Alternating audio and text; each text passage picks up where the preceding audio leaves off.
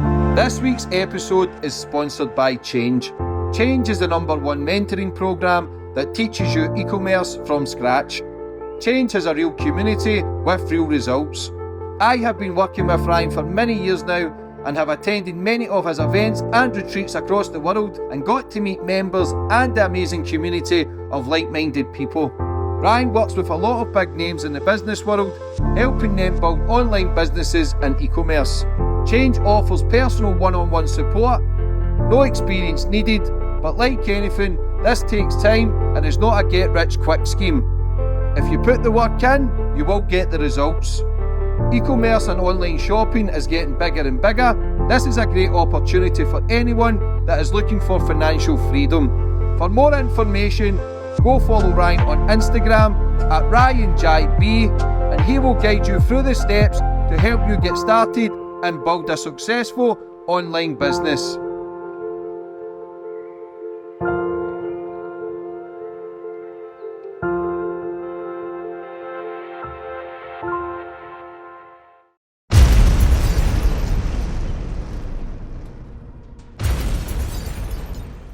You can now follow me on all my social media platforms to find out who my latest guest will be.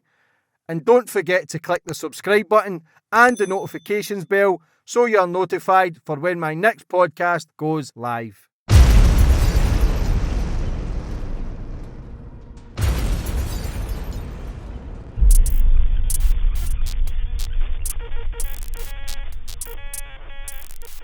And boom, we're on. And today's guest, we've got Tristan Tate. Tristan, how are we? I am absolutely wonderful, and it's a pleasure to be here. I know you. We've met many times. You've come to interview my brother and do various things. But yeah, it's good to finally sit down. Yeah. It's good. Most famous brothers on the planet. Great. Probably. Up there. Great careers, kickboxing, family men.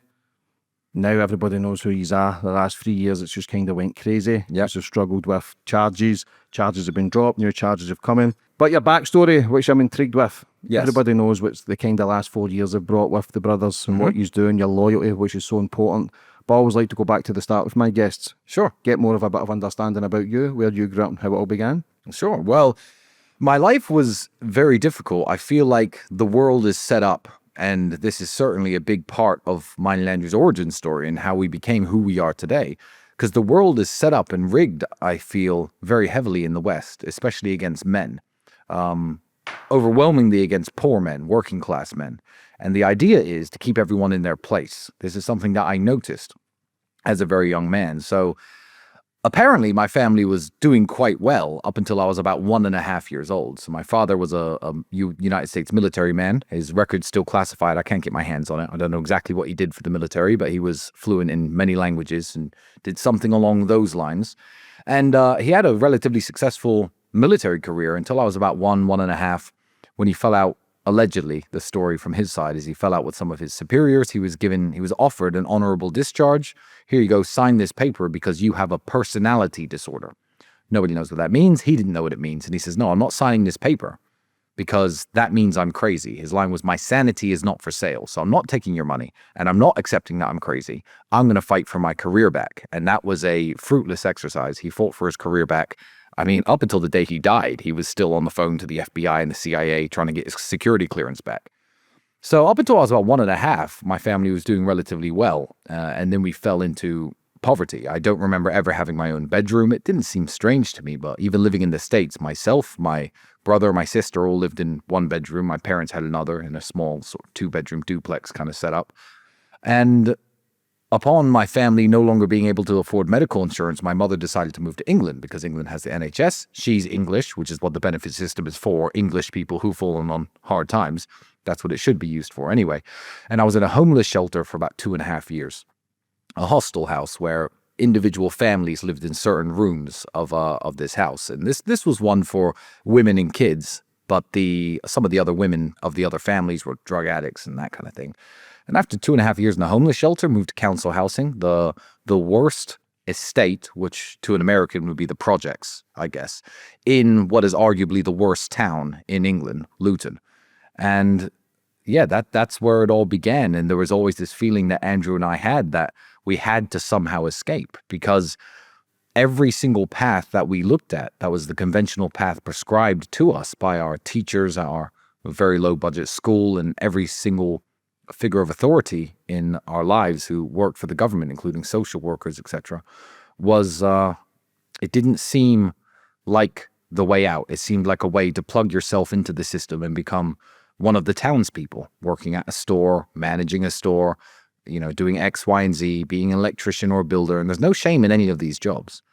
But we just knew we had to get out somehow. And we've tried all sorts of various businesses. I've had more failed businesses than I had successful businesses, to be honest. And eventually we made it. How were you at school? I was very good at school. So I became disenfranchised with the education system. I was a straight A student basically all of my life until I became about 14 and a half, 15. And I started bunking off all the time. Me and my friend Mark would just leave school 2 or 3 days a week, walk around the local parks. I don't know, just do stupid shit that teenage kids do. Play with matches, start fires, shoplift. The good stuff. Yeah, the good stuff. The good stuff. So I'm admitting to being criminal here. I did have a relatively successful shoplifting career at age 14, 15. Nicking aftershaves, DVDs, video games, that kind of thing. And I really just gave up on school and education, which is ironic because I've always loved reading and learning. There's something about the educational system that didn't speak to my soul as a young man. It's something that didn't interest me as a young man. And even at that age, I would spend my evenings, reading, learning, watching documentaries, but I had no interest in the education system. So my GCSE results were all very average, C's and B's. I got 1 U in music because I couldn't stand my teacher and I never showed up to the class. What does a U mean? A U, ungradable or unmarkable. Basically a complete failure. Yeah, it was a music class. My teacher was, even by today's standards, I know if I met her today, I know I wouldn't be able to stand her, but I couldn't stand her when I was 15 years of age. But I did very average in my GCSE results, but I was a straight A student before that, which is very strange. The educational system really disenfranchised me. I didn't like it at all. I didn't like being in school. I didn't like the homework or the lessons. So yeah, I started bunking off and didn't pay too much attention, but I'm an what's called an autodidact. I'm self-taught. I know a lot. I read a lot. I'm a very knowledgeable person, but that's all from self-education. I didn't go to university or anything else. That's just about my entire education story. Yeah, but that's where the growth is. We know now the system, I always speak about it, but John Rockefeller started the schooling system way back in the early 1900s. Yes, you're right. Women wanted rights, feminists, let's work and equality. What happens is not the men are just then working and paying taxes. The women start working, paying taxes. And then what happens is if both parents are working, we'll take your children, we'll educate your children the way we want them to see the world, not to be free thinkers, to memorization. They don't use the right side of the brain, which is individuality and creativity. You're sitting at a desk. Apparently the worst creation ever to mankind is the chair. Yeah, it's the most destructive thing to human beings. And like you say, you're putting your hands up, can I go to the toilet? If you question the narrative, you're a bad student. A certain bit of paper with certain numbers or letters on it makes you a bad student. Like, it is crazy. Yes. My daughter's homeschooled now. Good. She was at a private school, and one of the kids identifying as a cat, fake tail, and fucking bringing in a litter box, and the head teacher approved it. If you told that to me 20 years ago, I'd think you were joking. Yeah. And it's sad that I know you're serious. Yeah, it's crazy. It's absolutely tragic. What made you get into the kickboxing, fighting? In Luton, it's a very rough town, very little to do. A lot of my friends were involved in crime, breaking into houses, this kind of local gang warfare based on postcodes, LU3 versus LU4. Let's go beat them up. I'm very lucky. I don't think it was that I was necessarily more ambitious or I wanted to avoid the life of crime so much. I wasn't a little nerd who thought, I can't get involved in that. I was just very lucky to find the kickboxing gym that I found and to find the trainer that I found, because young men are angry and they're frustrated and they're broke. And they're, especially in this day and age when they're seeing how other people live, it used to be reality TV back in the day. I used to watch MTV Cribs and that kind of stuff. But today you see how other people live and you see the stuff that other people have. Some of them not even so old, 18, 19. And there's this frustration that if you don't direct correctly can destroy yourself and others around you. And it was a stroke of luck that I found my kickboxing gym, because it was something that I enjoyed, that I could focus all of my energy into. So when my friends were drinking, experimenting with drugs, doing whatever nonsense people do in Luton and still do to this day to a much higher, degree, I decided to go down the kickboxing gym. And I was there all the time. If I didn't have money to pay, the trainer let me train for free. Clean up, mop the floors, hang the bags up, that kind of thing. And it was a blessing from God, I think. If I had never found that kickboxing gym, you wouldn't know my name today. Did you start kickboxing before Andrew? We started around the same time, a couple days after each other. He found the gym and said, you need to come down here. These guys really know how to fight. And I got down there. A lot of people much older than me. My friend Nigel Thomas, who's with me even in Dubai right now. I was maybe 14 and a half, 15 years old when I went down there, started getting beaten up. And it humbles you, because a lot of young men feel invincible and they feel like if they get angry enough, they'll beat anyone up. Fighting is a skill like anything else. You need to know how to do it to be good at it.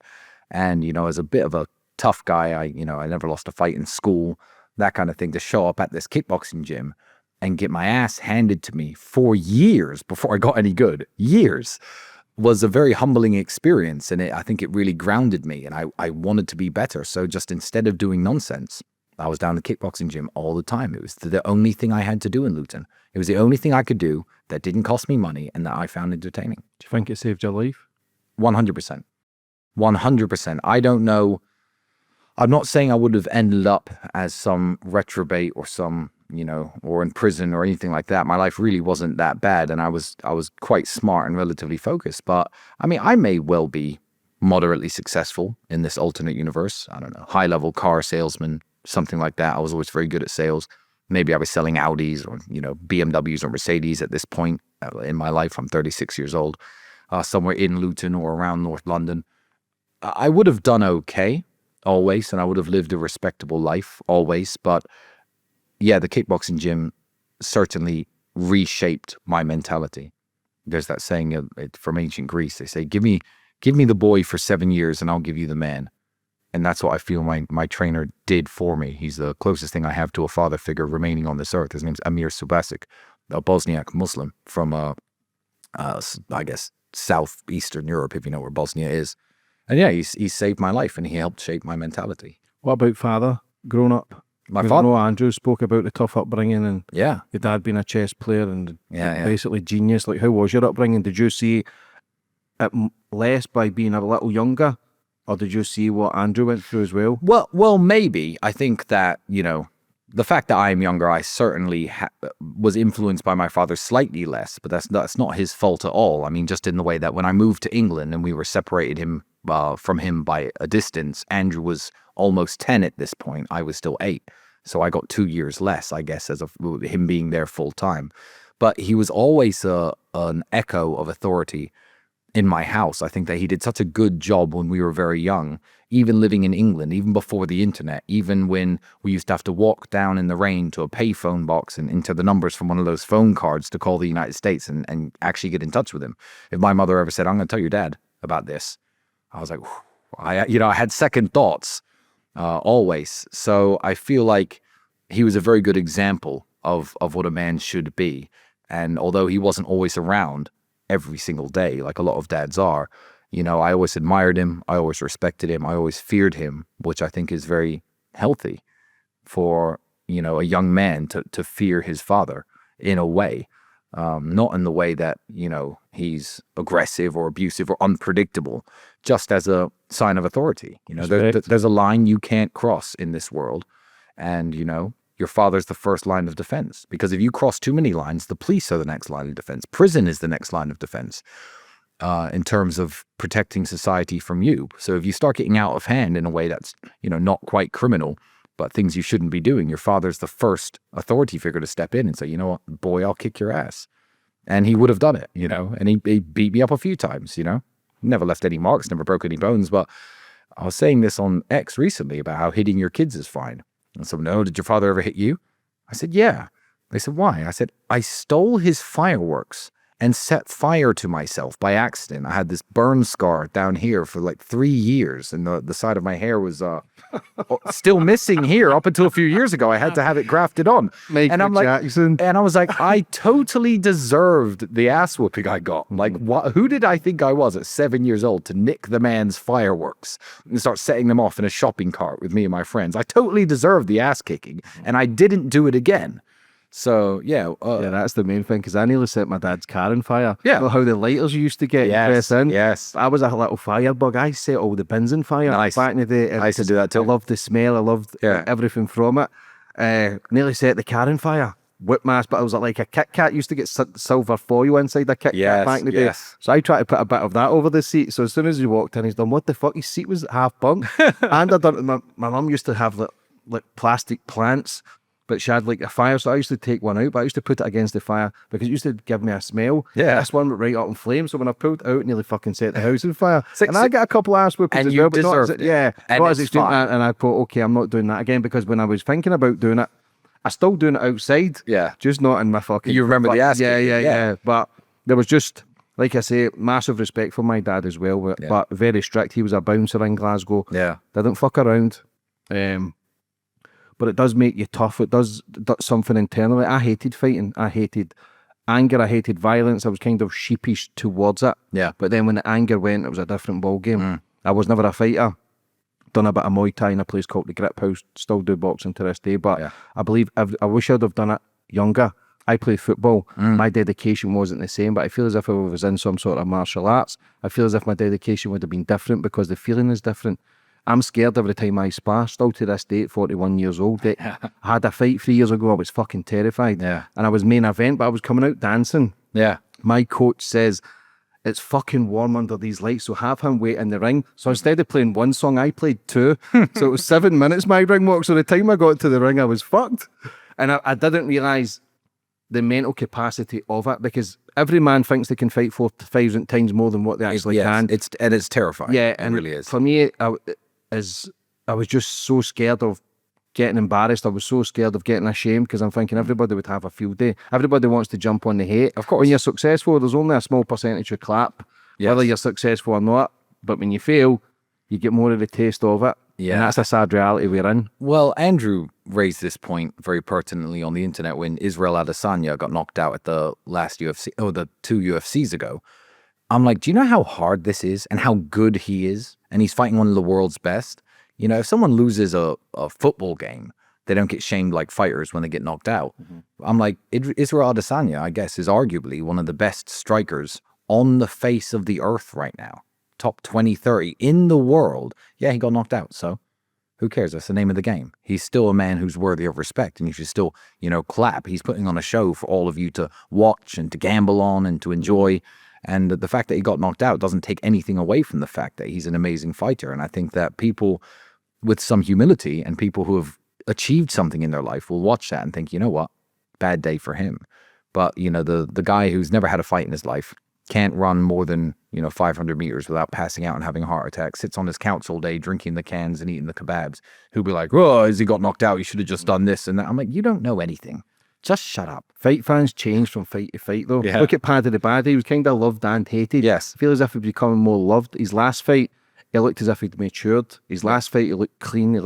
Everything was precise. I like him. He looked big, strong. That's the first time he's looked like a proper contender. Yes. He's not someone who's just making up the numbers. He could potentially, the way he's going and the elevation that he's got, especially that fight.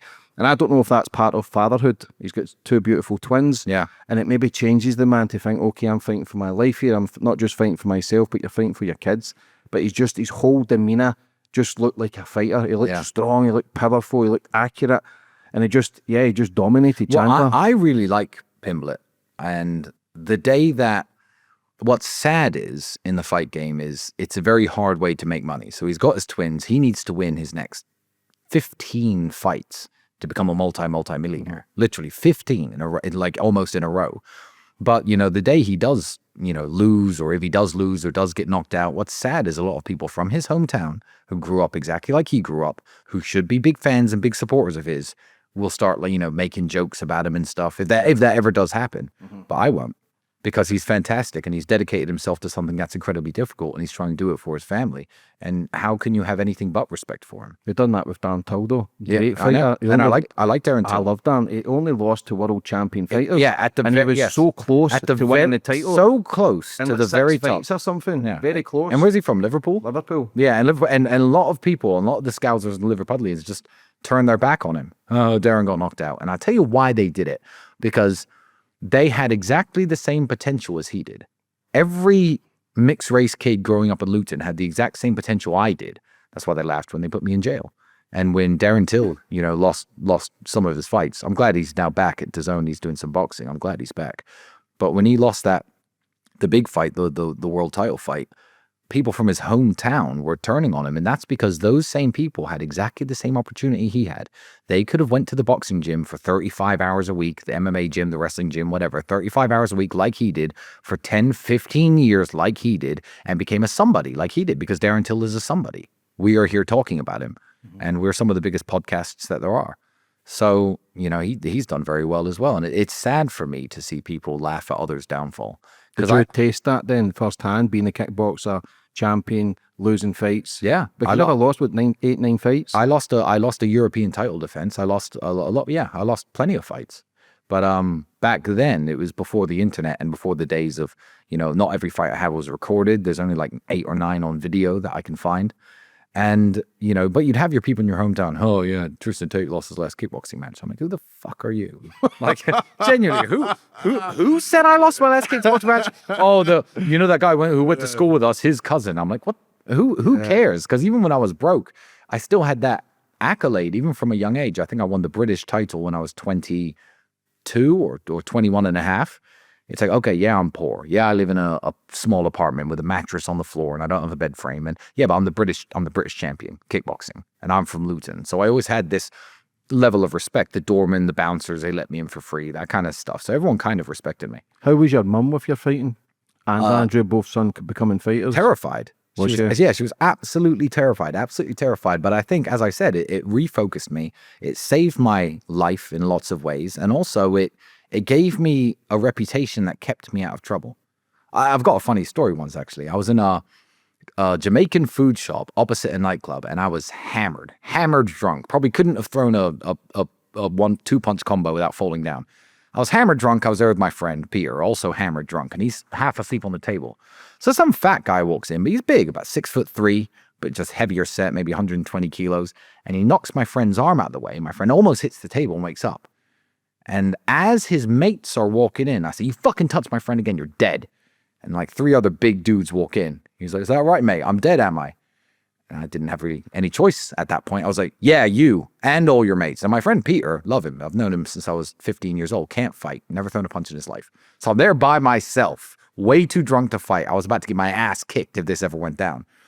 So these four people are like, "Look, the boss man's shop is to be respected. So I ain't doing anything in the shop. I'm going to finish my food. If you want to talk outside, you could talk outside." So I'm sitting there thinking, how the fuck am I going to get myself out of this mess? I have no clue. These 4 guys are going to run up on me. And, when you know how to fight, you know how vulnerable you are. If 4 big dudes, start tackling me to the floor and kicking me in the head, like I might be able to get one of them, but really, I'm definitely going to lose. So some little skinny dweeb walks in, and the big fat guy says to the little skinny dweeb, "Hey, look, that guy over there says he's going to knock us all out." And the skinny guy went, "Do you know who that is?" And I'm like, "What's going on here?" He went, that's Tristan Tate. It's one of the Tate brothers, the kickboxing champions from Storm Gym. And because these guys obviously weren't averse to physical combat, they didn't, I guess, really know how to fight. But there was 4 of them. They immediately caved, became super apologetic, and I just laid it on harder. I was like, "You're paying for me and my friend's food." They paid for our food. I got in the taxi and I thought, oh my God, I almost got my fucking ass beaten. But the reputation saved me somehow when this little guy walked in, because his brother actually trained at my gym. So yeah, it kept me out of a lot of trouble and it saved my ass a few times. What was it like having your first fight? My first fight? Your first pro fight? My first fight, I got knocked out in the second round with a body shot, because the guy had a record. It was a CIMAC event. CIMAC have shut down, I think, now, but they were a kickboxing federation. And what they do is they get there and it's like this tournament system where you might fight 3 times in a night to see who's the best at the weight class in the area. And just my first fight, I got matched up with a guy who had 35 something fights. He'd actually fought my instructor a few years ago. My instructor had beaten him, but the guy was a very, very good first Why rank. did they put you up that fight, first fight? Well, it was randomly drawn. Or was it? And I had the guy who ended up winning the tournament in my first ever fight. And I was like, this guy's good. My coach was like, yeah, he's good. He's had lots of fights, but fuck him. And I thought, okay, well, what was I going to do? I had my coach there, my brother there, my friends there. Got to get in there and fight. Second round, he hit me with a body shot. I hit the ground, and that was it. So, what made you go back? I think that people either have it in them or they don't. Why, after running my mouth, which is what got me in trouble, by the way, running my mouth is why I had legal problems. Why am I back sitting on podcasts, ready to talk about any topic, ready to get myself in trouble again? Why, when I failed various businesses or had my heart broken, did I try again and get out there and brush myself off? I think that, defeat it's optional. Death is the only the final defeat. And there's the old cliche, I didn't lose, I just learned a lesson. And, my first fight was certainly a lesson. And it didn't even cross my mind to give up what I'd been dedicating 2.5, 3 years of my life to up until that point. It was the day after my 18th birthday, actually. My 18th birthday, I stayed in, I was making weight, I didn't drink, I didn't party, I didn't do anything. And the day after, July 16th, I got knocked out. And quitting just never crossed my mind. Some people, it doesn't cross our minds. That's why we are where we are. I've failed more times than most people have tried.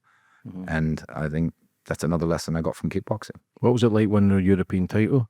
Oh, that was fantastic. What age were you? 23 and a half, 24. Still young. Yeah. Still a boy in it. Yeah, very young. What was that feeling? Oh, it was very good. I was in front of my dad was there. I was in front of my home crowd. It was a show that was thrown in a big nightclub in Luton. So, I had the home crowd advantage, as I say. Not that it really helps in boxing, because if someone knocks you out, they knock you out. There's only two of you in the ring. Yeah. But I had the home crowd on point. I was out at the casino afterwards, and everyone's coming up and shaking my hand and stuff. You get that, you feel like you've achieved something. You feel important. I've still got the belt. It's hanging in my bedroom. And Dad proud of you? Because when I played football, yeah, I played semi-pro, and when I scored goals, I never got the recognition. But my dad had a few cans. Yeah. I love you, son. I'm proud of you. Yeah. Next time, do this and that. And yeah. I always felt more pressure when my dad was there. Yeah. I always felt as if I was always underachieving, because no matter if I finished the game, it was always, I should have done this. It was never great goal or well played. It was always looking at the faults. But if you had a drink, you were saying, you're brilliant, I'm proud of you. I didn't realise that, because I'm quite, as much as I love my kids and I'm very soft, I'm also very strict. And sometimes I wonder if I give them too much kind of like love and attention and try and pick them up in positivity. Yeah. But then again, on the other hand, the world is a tough fucking place. Exactly. So it's trying to find a balance. I don't want to be too strict where they don't come and speak to their dad. Yes. But then again, I don't want to be too soft, because they will run over the top of me. Yeah, exactly. Did you feel more pressure with your dad there, and did he give you the kind of flowers that you deserved, or was he one of those men who just stayed silent? No, he was the strong silent type in lots of ways, but and he was extremely critical of everything that he was good at. So, if the way I speak, if I was playing chess, he's very critical at everything that he was an expert in. And he was a big, strong dude. It's where me and Andrew get our genetics from, but he wasn't a kickboxer. So he never criticized anything we did in terms of kickboxing. And he was always very, proud of us. He wasn't scared like my mom. He was happy for us to go fight anyone at any time, and he used to, talk about me, always in the United States, oh, my sons are kickboxers. They're on their way up. So, See, when you trained, know how you had that fear over him? Yeah. Even though you become a trained killer, did you still have that fear? Oh, absolutely. That's mad. I'm still scared of my dad now, and he's been dead for 9 years. Yeah. People be like, there have been times in my life, especially as a younger man, where I was offered access to drugs and things like that, and I never touched them out of fear of my father, because he was still alive. If I was at a party right now, and this probably happened a few years ago when I was in the UK, and I was at a party and everyone's doing lines of coke, and they're like, Tristan, you want a line of coke? Not only do I not want one, and I would never try one, and I always try to live as a good example, especially now I have a lot of people who follow me, but the first thing that came into my head was, coke, my dad will kick my ass. He'd already been dead by 5 years, for 5 years at that point. So yeah, it's no, there was never any idea in my head. I feel like you'd have to have a very bad father or an abusive father if you grow up thinking one day I'm going to beat this man up, because everyone gets old, and I have kids now, And if my kids, one day, hopefully, if I live long enough, when I'm 60, 70, my kids should be able to beat me up. The idea is that they don't, and they want to take care of me instead. So that's a good thing coming from the strict householding, because a lot of kids, like you say, if you had really extreme abuse, a lot of kids can then turn to addiction. Oh, absolutely. Pain, the mask the pain. Like, to say no in a generation, especially the UK, where drinking drugs is so acceptable, is sad. Listen, my whole fucking life from the ages of 16 to like 30 was coke and drink. I fucking loved it, brother. I just, even thinking about it, even you talking about racking up lines now, I'm thinking, when's the give me one.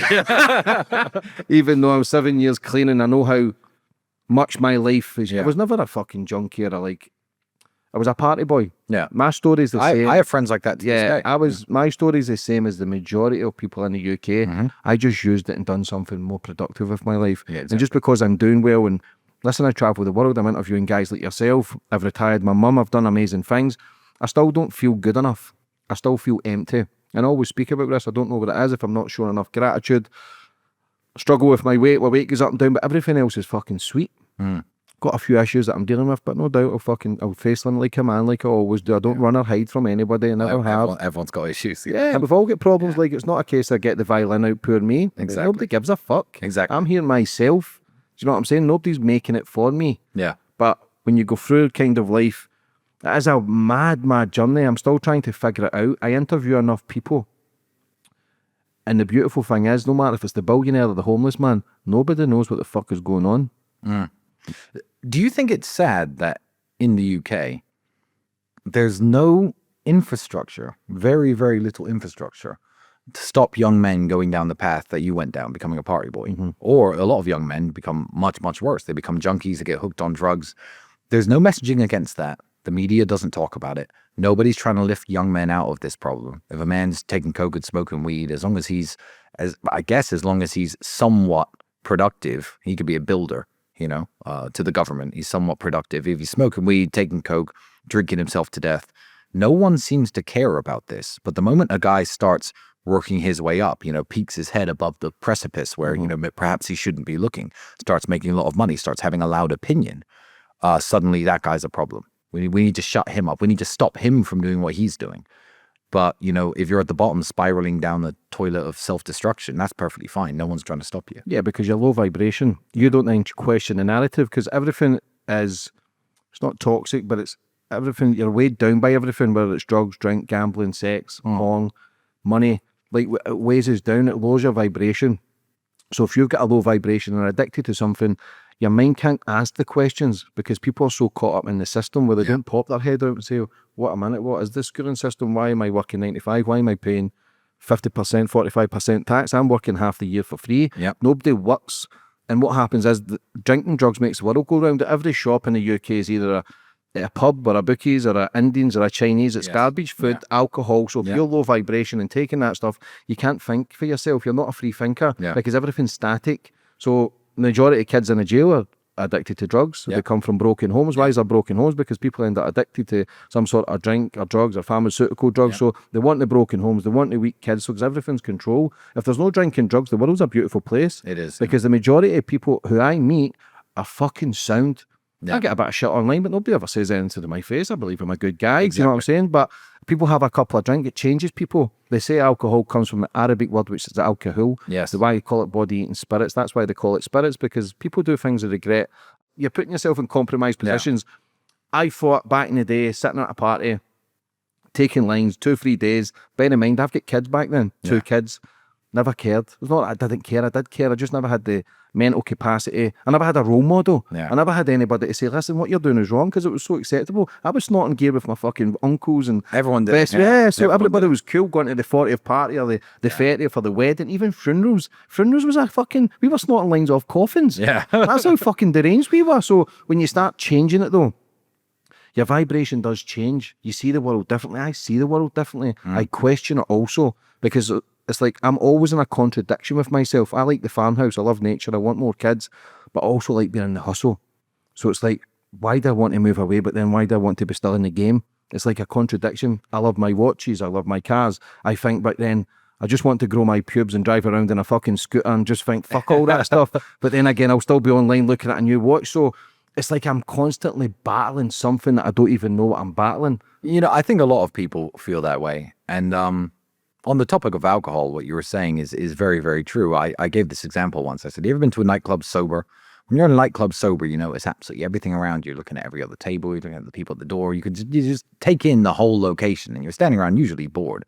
But if you're a nightclub drunk, if you were to ask anything that happened off of your table, you don't. Because everything, the fun's right here, everyone's right here, and you're having your fun and you're drinking your alcohol, but you have no perception of anything that goes on anywhere else in the nightclub. And that's a very easy experiment to do if you typically drink in clubs. Go to a club sober. Notice how many other things you notice about that place. And it's the same with your worldview. And it's the same with, like you said, realizing what's actually happening everywhere else in your country, with your society, with your taxes, with your job. See, drinking, I drink, by the way. I still drink, but I advise some people not to drink because I think it's all about personality types. It depends how content you are with yourself, how happy you are with yourself. It's not good for you. It's not something you should make a habit of. But I've met people where every time they get drunk, they become an absolute nuisance. And I've said to them, I sat them down and said, you need to stop drinking because alcohol is bad for you. If I have a few drinks, you know, I'm sitting there telling jokes, playing cards with my friends, go to sleep, wake up, do my work anyway. But for some people, every kind of substance is much worse than for others. You know, I think there's a scale of it. I know very high functioning people who take cocaine. I also know total degenerates who take cocaine. So with drinking, my advice, because people watch me and they say, oh, but you drink, and you advise young men not to drink. Yeah, don't make a habit of it. And if you find yourself getting in a fight, upsetting your family, if you wake up the next day after a good drink and everyone's mad at you, maybe alcohol's not, you know, something that you should partake in at all. And I feel it's shifting. You know, it's been part of human culture for so many thousands of years. But in this day and age, fewer people are drinking than ever because there's a lot more to do.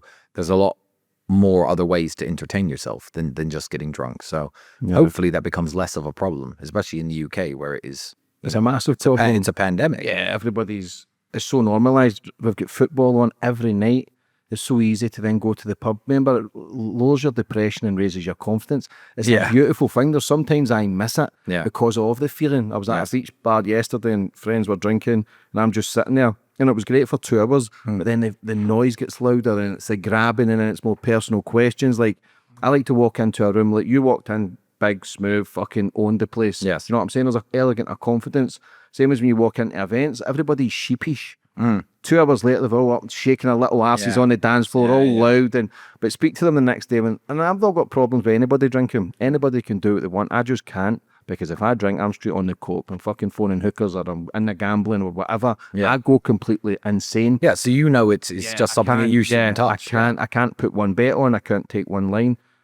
And also because I know how good my life is from nothing, from staying in my mum's house 7 years ago to totally transitioning my life to then leaving a little legacy and something my kids can respect and hopefully and go, if he can do it, I can do it. But it's a tough journey. Yeah.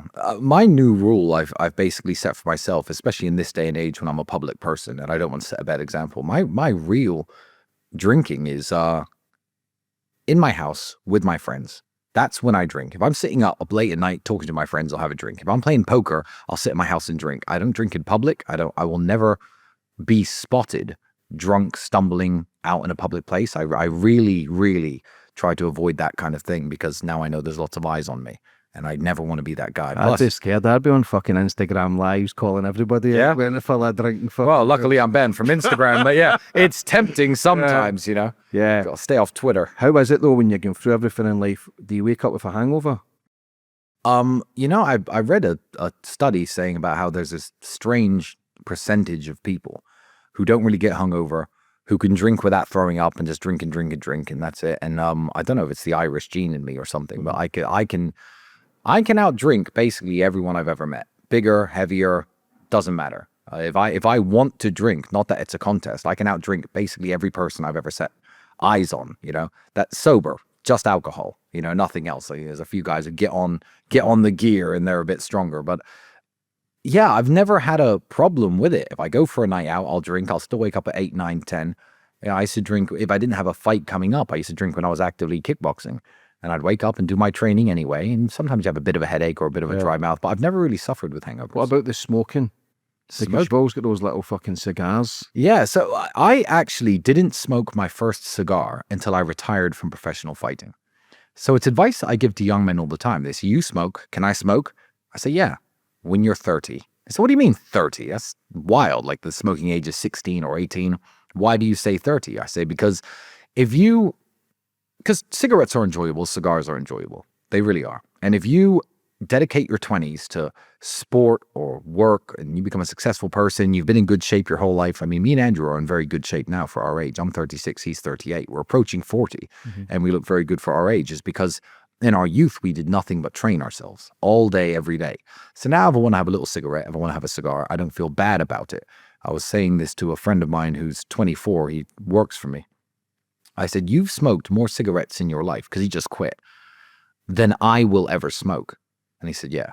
I said, you're 24. You've smoked more cigarettes in your life than I will ever smoke. I smoked my first cigarette 2023 when I was in prison, in January 2023. That's the first time I ever inhaled smoke from anything. Before that, it was just cigars. And I said, don't you feel bad that you wasted all of those enjoyable cigarettes, which are great, reading a book or having a conversation or having a drink with your friends or out on a date? Cigarettes are great. Aren't you sad that you wasted them all scrumping your last money together to buy a pack to sit behind a bus stop and smoke all these cigarettes all day? He went, yeah, I kind of did, because I'm 24 now. I've got to quit because I've been smoking prolifically since age 15 years of age. So he smoked more cigarettes than I ever will in my life. But yeah, I do smoke now. Yeah. And I like smoking, and I don't apologize for smoking. No, why should you? Listen, just, like I say, but young men I believe everything's the intention behind it. My grandfather was still smoking hash and snorting cocaine and drinking up until he was 86 or 87. Yeah, there we go. He wasn't giving a fuck. Yeah. But I think it was the intention. I used to say, listen, you need to fucking stop that. He said, fuck off. I says, me, I'm not changing now. And later in his 70s and his 80s, like, it was mad. Yeah. And he was always driving about. He was a fucking terrible driver once he got his 80s. I bet. But it was crazy. I think the intention behind it, I just believe I'm a better person without it. Yes. If I was to start drinking coffee, I'm 5-6 coffees a day. Like, it's just something internally. It's the feeling it takes me away from reality. I think something that gives me that extra little buzz. But now it's just, I wouldn't say I'm in a life of fucking pain. I've got a great life, but I just feel as if it's constant hustle. It's constant pressures. What's my next move? Yeah. It's just, I just feel as if I can handle it better, because I'm lazy without it. I used to smoke weed as well back in the day. Yeah. So I was lazy. Weed makes you lazy. I know, like you say, you know, functioning cocaine addicts. I know people who go to the gym on weed. Yes. I wasn't. I was fucking paranoid. I used to just sit in the house and smoke a joint, and I hated it. I hated the fucking feeling. But I done it because it took me away from reality. It's mad. Like, my mind was mad, and I'm not doing any of the bad things, but I'm still quite lazy. Yeah. So that's just me in a hole. Well, if I'm in work mode, I actually do give up the drinking. People see a lot of my life and it looks like a lot of fun, because I do like to have fun. But to give you an example, since I came to Dubai just over a month ago, I've been here about just over a month. I haven't had a single alcoholic drink since I've been in Dubai, because I have 2.5 years of work to catch up on. You know, I woke up this morning, what did I message you? 8 o'clock in the morning. Yeah. I went to sleep at 2 last night. I'm sleeping 5-6 hours. I've got so much to do. I'm not going to turn up here hungover. I've got so much work to do and so much to talk about and to get my message out that I've got no business drinking right now. When things slow down and I'm on a 3-4 hour work day again, that would be nice. Then I'll have some drinks with my friends. But until then, I can take it or leave it. And a lot of people can't. So I understand why, you know, there's a difference between I don't drink and I'm 7 years sober. It's a different sentence structured in a different way, because some people are just like, you know what, I'm better off without this stuff. I need to quit, you know. Whereas I think I function perfectly fine. Yeah, I'd love to go out and have a nice steak, nice red wine. Yeah. But it would just fucking, it doesn't, it's the feeling it gives me, it's the freedom. Yeah. It takes my pain away. Yeah. And it makes me feel loved, it makes me feel relaxed, I feel happy. Well, you're pretty loved anyway, bro. You're pretty loved. You got a lot of people in the world who love you and respect you. You know, my brother and myself being two of them. What about love? First love. Do you remember it? First love. Everybody, my first love was a girl called Claire. And when it ended, I was so fucking brokenhearted. Yeah. And it changes me. I think it scars you. It's like, it just kind of ended, but it was like, I don't even know if I know what love is, if I'm honest. I love my kids, love my family, but even they're fucking pests. Yeah, I don't really know. I feel like love is one of those abstract concepts, you know, where you can say to people, are you hot or are you cold? And people know. And being too hot or being too cold feels the same for every single person in the world. Being stressed is an idea that, you know, I think is probably pretty universal. I don't know if what I felt with past relationships when I thought I was in love, if that's the same as how everyone else feels. You know, it's more of a, if we didn't have a word for it, how would you describe it? You know, you can describe hot or cold without having the word for hot or cold.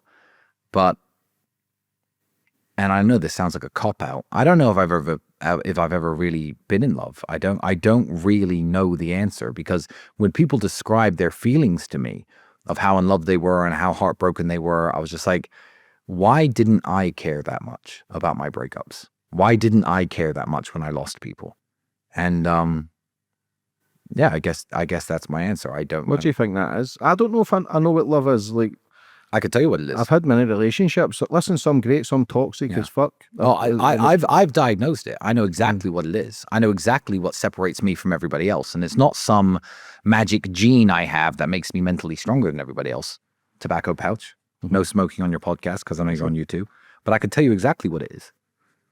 I think that a lot of people in life have a lot of people in life are looking for companionship.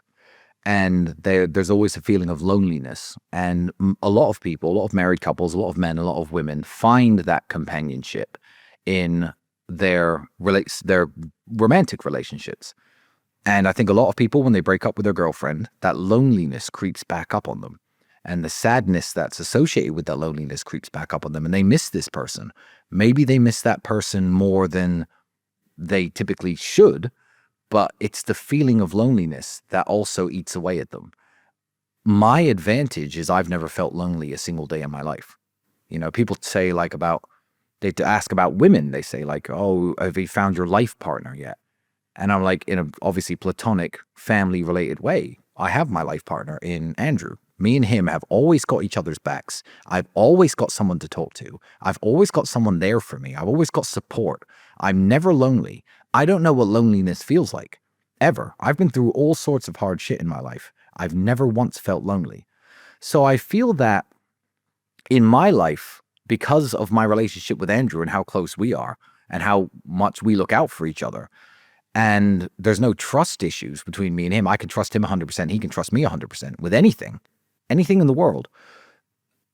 I don't think breakups affect me that much for that reason. I think that's my diagnosis of it. And I've thought about this lots of times. So if I do really like a girl, if I love a girl, I can say the word love, and I'm with her 2 years. And for whatever reason we break up, I think, fuck her. And then I'm sitting with Andrew, chilling, talking. Like, the loneliness doesn't get me.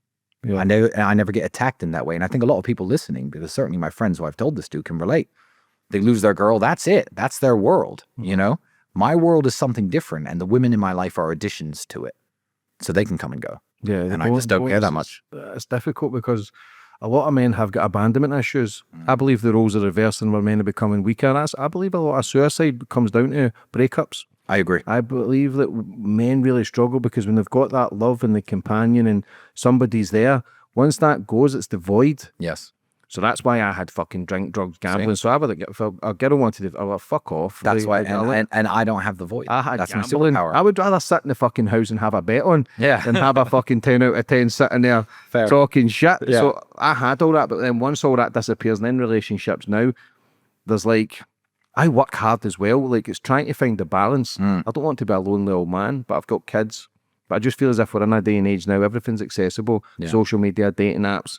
Nobody's trying. Divorces on it through the roof. So I'm at a stage. Listen, life is good, and if people come into my life who are good, it's a bonus.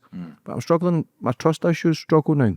I struggle more with trust. Well, with recent events, I don't blame you. But kids are also a very fantastic way to fill the void. I don't know the statistics on this. I really don't. But I feel like if you love your kids and they love you, the probability of feeling that lonely where you want to do something stupid, it must diminish, surely. As I said, I've never felt it. I can't empathize.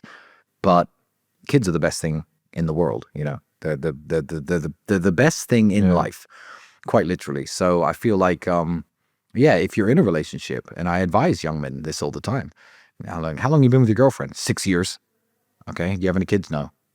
I said, well, almost what's the point, if you know what I mean? Because if you break up with her today, what do you have to show for this? The 6 years of devotion, the 6 years of effort, the 6 years of, whatever you have, all the happy memories you've created. If your breakup's bad enough, that all gets erased. And this is the thing that people don't understand about breakups. You can be as happy as you like for 5 years. If your breakup is traumatic enough, if she cheats on you or sleeps with your mate or whatever it is, when someone says, oh, how was your relationship with Sarah? Oh, she's a slut, slept with my mate. You're not going to remember the good times, you know? So having kids is, I think, very, very important. It's something that men run away from these days because of the way society set the world up. I don't think society, especially in the UK, encourages absolutely anybody to procreate and have a family. But if you want to give yourself a purpose in life, I'm certainly a lot more hardworking, ambitious. I take care of my health better since having my kids. It's the best thing in the world. Your relationship with Andrew, has it become stronger over the last 4 years, or was it always as strong as what people see? I don't think it could ever get stronger. This is the thing. We used to argue and fight. Our last probably argument that came to blows was when we were 12 or 13, little kids talking about nonsense. I don't know what it was about. It was my turn to use the Nintendo. I don't know what our fights were about. But, the moment we even dipped our toe into adulthood, when we, went from boys to being men, we've never argued ever really about anything. I think we've always been 100%. And I don't think it's a relationship that can get stronger. You could throw us in jail together. I can't say I'm closer to Andrew now than before because our relationship has always been that perfect. Back when I was younger, I had a fast car, an Aston Martin. People say like, you're a millionaire. I'm like, yeah, I'm a millionaire. I wasn't a millionaire. I just had a nice car. It looked like I was, Now I think people know that I'm as successful as I say, but certainly as a 22-year-old, when I'm driving around a fast car, had no money in my bank. People thought I had money in my bank and I didn't correct them. But the one thing that's always been 100% real and 100% consistent and beyond anybody's doubts, no matter what haters or detractors say, is my relationship with Andrew and the friendship and the brotherhood I have with him. I saw a post recently on X that made me laugh. It was a clip of me, my brother, and my cousin. We were both bullying my cousin in this clip, and then the clip cuts to them both bullying me about something. And in this particular clip, no one had bullied Andrew. It was just us bullying him, then them bullying me. That's how men are, and it's great. And some dude wrote underneath this, he said, you could tell that Luke secretly resents them both, and that Tristan secretly resents his brother because they're all bullies. And someone commented, some anon account commented underneath, tell me your wife's your best friend without telling me your wife's your best friend. And I was like, that's the most beautiful thing I've ever seen on X. This man has no male friends, clearly. Some of my friends, Rory, you know these guys. Yeah. All we do is take the piss out of each other. It is hilarious. Mm-hmm. And if I woke up one day and everyone in my house was being nice to me, I was like, good morning, guys. I said, good morning, Tristan, how are you feeling? I'd be like, what have they done? Have they pranked me? Have they hid my stuff? Have they, what's in my juice? Have they spiked it? I think something was up. So yeah, the relationship I have with Andrew is perfect in every way. Do you think you would be successful, or do you think Andrew would be successful if he's never had each other? No. We are each other's, I don't watch movies very much, but there's superhero movies where someone needs like a magical whatever to become super powerful. Thanos needs those 5 Infinity Stones to become super powerful, or whatever it is in these examples. Like kryptonite. Yeah. Well, kryptonite I think is the opposite, but takes away the pain. Yeah, but I think Andrew and I together are a much more effective team. I don't know where he'd be without me. He'd be a very successful guy. He's extremely smart, wonderful athlete. I'm a smart guy, good athlete myself. Good talking skills, good sales skills, but I don't know where we'd be without each other, because what people don't see is the constant brainstorming. Even yesterday, I landed here at 5:30 in the morning. I was up at 8, had 4 different meetings, got home at 9 o'clock at night, was tired, could have gone to sleep, sat up with Andrew for 2 hours, came up with some very good ideas for the Real World 2.0, the school that we run.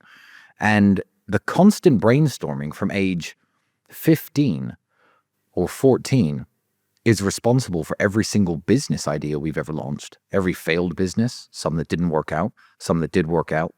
Everything was a product of us sitting together thinking, how can we make money? How can we do this differently? How can we be better at X, Y, and Z?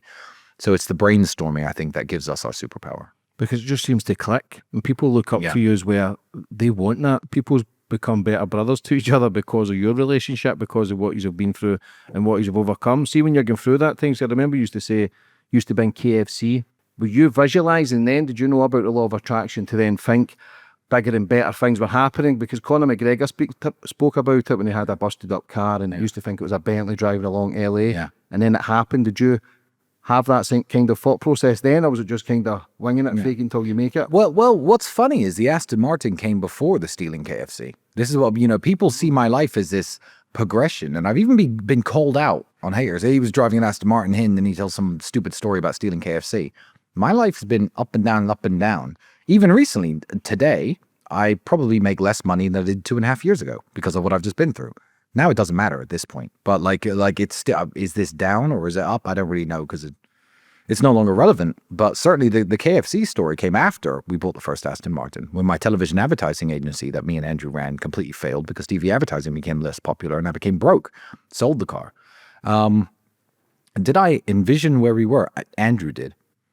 Andrew did somehow, and I don't know why. He was saying, yeah, we're working away like slaves, but there needs to be, there's a better way. I'm telling you, Tristan, we need to be more geographically free. We need to have nice cars, nice suits, this kind of, but I don't know exactly how. And I was saying to Andrew, because I was younger and this is before we had any of our big ideas. I was like, yeah, but what will our job be? Because there has to be a job. He was like, no, there won't be any job as in a place we have to go to every single day, 9 to 5, but we'll just have money somehow, but we'll work as we move. And somehow he envisioned it. He saw it, and we still talk about that sentence. And it was one conversation we had maybe 14 years ago, and he said all of this. And now this is exactly what my life looks like. So he saw it, I didn't. So the last 4 or 5 years, you were making a name for yourself. Andrew was doing his videos. He's done his videos for years. You've done your videos. Yes. Some of the old ones have come back to haunt me. Listen, I know you personally. I know that a lot of it's comedy, a lot of it's jokes. Yeah. Same as Andrew. It's been took out of context. We know how it operates. But what was it like then making money? Did you see how big you were getting, and possibly too big, where, yourself, Andrew speaks about it, the 3 rules, cancelled, prison, dead. Yeah. Did you know where you were going then? We smelled it about 4 years ago, and at that point it was too late to stop, because every time someone says, oh, the things you say are offensive, especially me, but Andrew more so, I say, name something he said that's offensive. And they pick some 11-year-old clip. He said you need to take a girl and punch her in her face and wave a machete in her face. And the BBC have brought this up, and CNN have brought this up, and Piers Morgan have brought this up. And I'm like, this is such an important clip to you guys. In Andrew's 15-year body of work, this is the clip that you always reference. And they're like, yeah, because it, it instigates violence. I said, do you know what question he's answering in the clip? No. So you don't know what happened 10 seconds before that video that you all don't shut up about. You don't know what he's talking about. Well, I think the clip alone. I'm like, no. He says he sleeps with a machete next to his bed. And someone says, what would you do if you woke up in the middle of the night and your girl was trying to kill you with the machete? So he says to grab her by her face and punch her and wave the machete in her face. He's talking about a self-defense situation in a hypothetical universe where a girl's trying to murder him with a knife and what he'd do. And his answer isn't a bad answer, If someone's trying to kill you with a knife, you punch them in the face and wave the machete back and tell her to stop it. So I'm like, this clip is so important to the people who hate us. And it's played to this day. To this day, there are people playing that clip saying, look at the dangerous ideas Andrew teaches. And not a single person knows the 10 seconds that go before that clip. It's like Donald Trump's very fine people hoax and all these, clips of Donald Trump taken out of context. So at the time that we were on our way up and these clips started circulating, we knew it was too late, because we were like, the things we said when we had almost no followers, these things are now in the public domain. So why not just continue to push the message that we push now, which is overwhelmingly, despite our comedy and our jokes and, our brashness, overwhelmingly a message of positivity. I met a very high-level government official yesterday, very high level. I can't say his name. And his son was there, and he said, my son refuses to go to any meeting I ever invite him to until I told him we were meeting you two. And this guy, born to an Emirati family, a member of the royal family, more money than he'll ever need, was just like, yep, I started boxing, I started working out, I started, thinking of business ideas and pitching into my dad, and now I'm a good boxer and stuff, and it's all because of you two. And I'm like, so we're not influencing the people who we originally aimed at, just the council estate, working class, broke, poor families, broken homes guys like us. Now I'm influencing like the sons of government ministers who are born as multimillionaires or billionaires. They're getting better and getting stronger and getting into shape because of mine and Andrew's message. So we have an overwhelmingly positive message, but we knew when we saw these old clips being taken out of context, it's too late to stop. We can't just disappear from the internet. We have to just, we're flying too close to the sun, but the only way is up. Let's keep pushing our message. Let's keep getting ourselves out there. And after enough time, people's minds will change. But it's becoming too frequent. Look at Russell Brand, Gino DeCampo. Gino DeCampo used to be on TV with his ass out. Exactly. And now they're trying to make him the bad guy. Shannon Sharp got hit recently. And Shannon Sharp disagrees with me. I've never spoken to him, but would disagree with me on most political issues with he's a Democrat. He's not a Republican. He's not a Trump guy. As an American, he's ideologically very different to me. Do you know what his sin was? You know his cardinal sin was? He hosted Cat Williams on his podcast.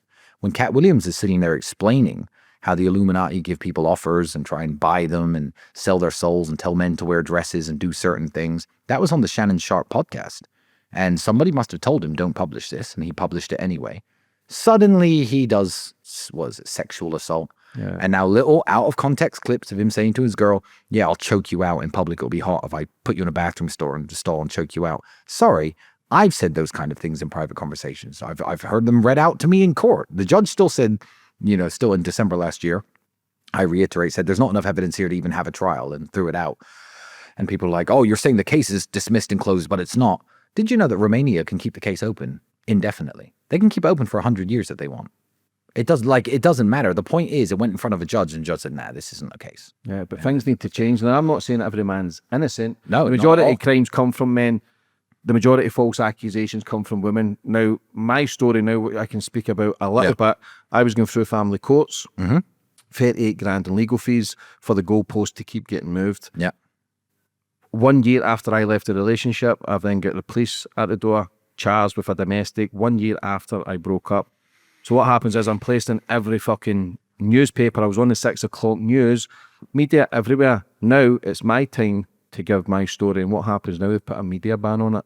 They will not write my side. Some people then think that's, well, people think it's a setup, but it's not. It's down to you. But when they put in the news articles at the bottom, connections with Andrew Tate, Katie Hopkins, Tommy Robinson. Now, these three people have been cancelled. Katie Hopkins was one of the most hated people in the UK for a long time. I've never seen someone actually turn it round so amazing. Yeah, I love her. She is loved. I love her. I think she's great. Tommy Robinson, whether you agree with his political views, he still has a force with getting over 100,000 people to the street. Like, what they're doing to him in prison is absolutely criminal in themselves.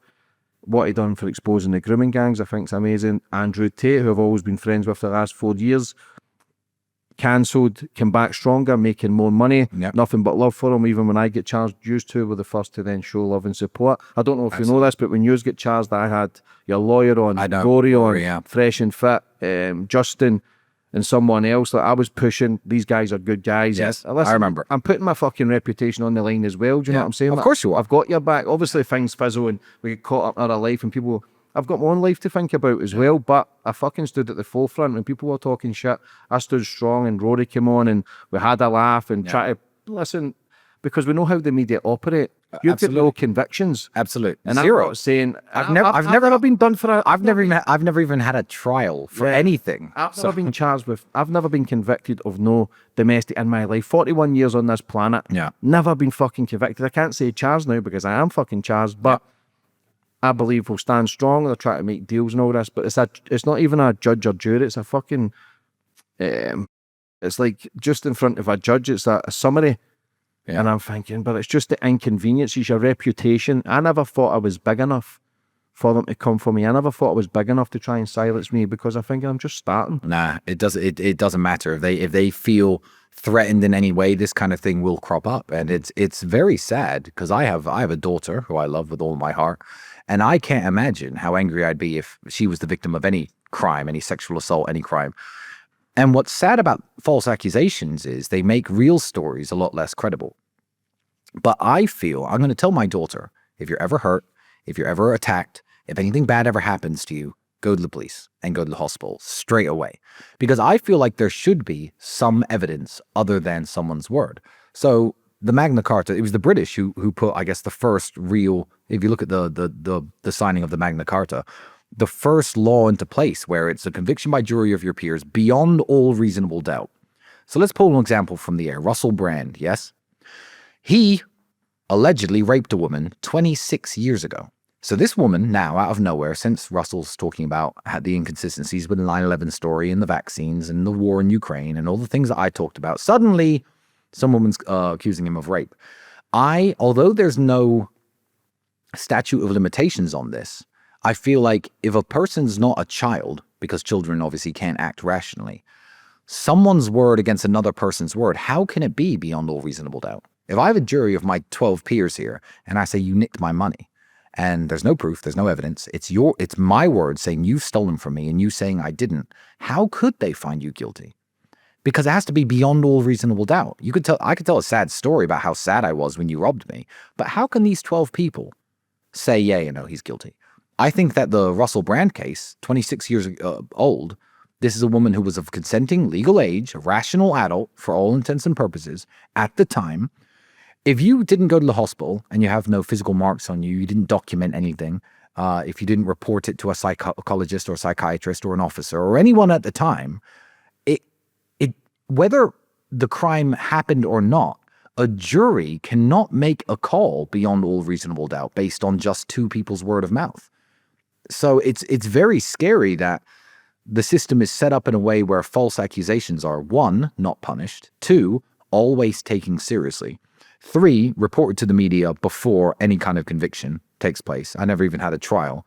I can't Google my name without seeing the words human trafficker next to it, which is insane. I feel like things could be done in a much more fair way. And for men. And for men, certainly. I mean, here's a basic example. You want to accuse me of a sexual crime and you get to stay anonymous, yeah? You get to stay anonymous. I'm not allowed to say their names yet. You could stay anonymous. How about this? I get to stay anonymous until I'm convicted. Isn't that fair? Then by all means, trash me. If I lose in court, fine. I'm a convicted criminal. By all means, say what you want in the media. If she's allowed to stay anonymous, I should be allowed to stay anonymous. Maybe you're allowed to say my name if you also go public. Enjoy all the backlash that you get with it. However, things are set up in such an unfair way, and it's a weapon that people use in the Western world against men who are prominent and successful, and especially men who say things that the government doesn't like. So is every man who distrusts the government and says certain narratives a sexual criminal? Are we in one big group chat discussing, how bad the vaccines are, but with, our big sexual abuser, group chat?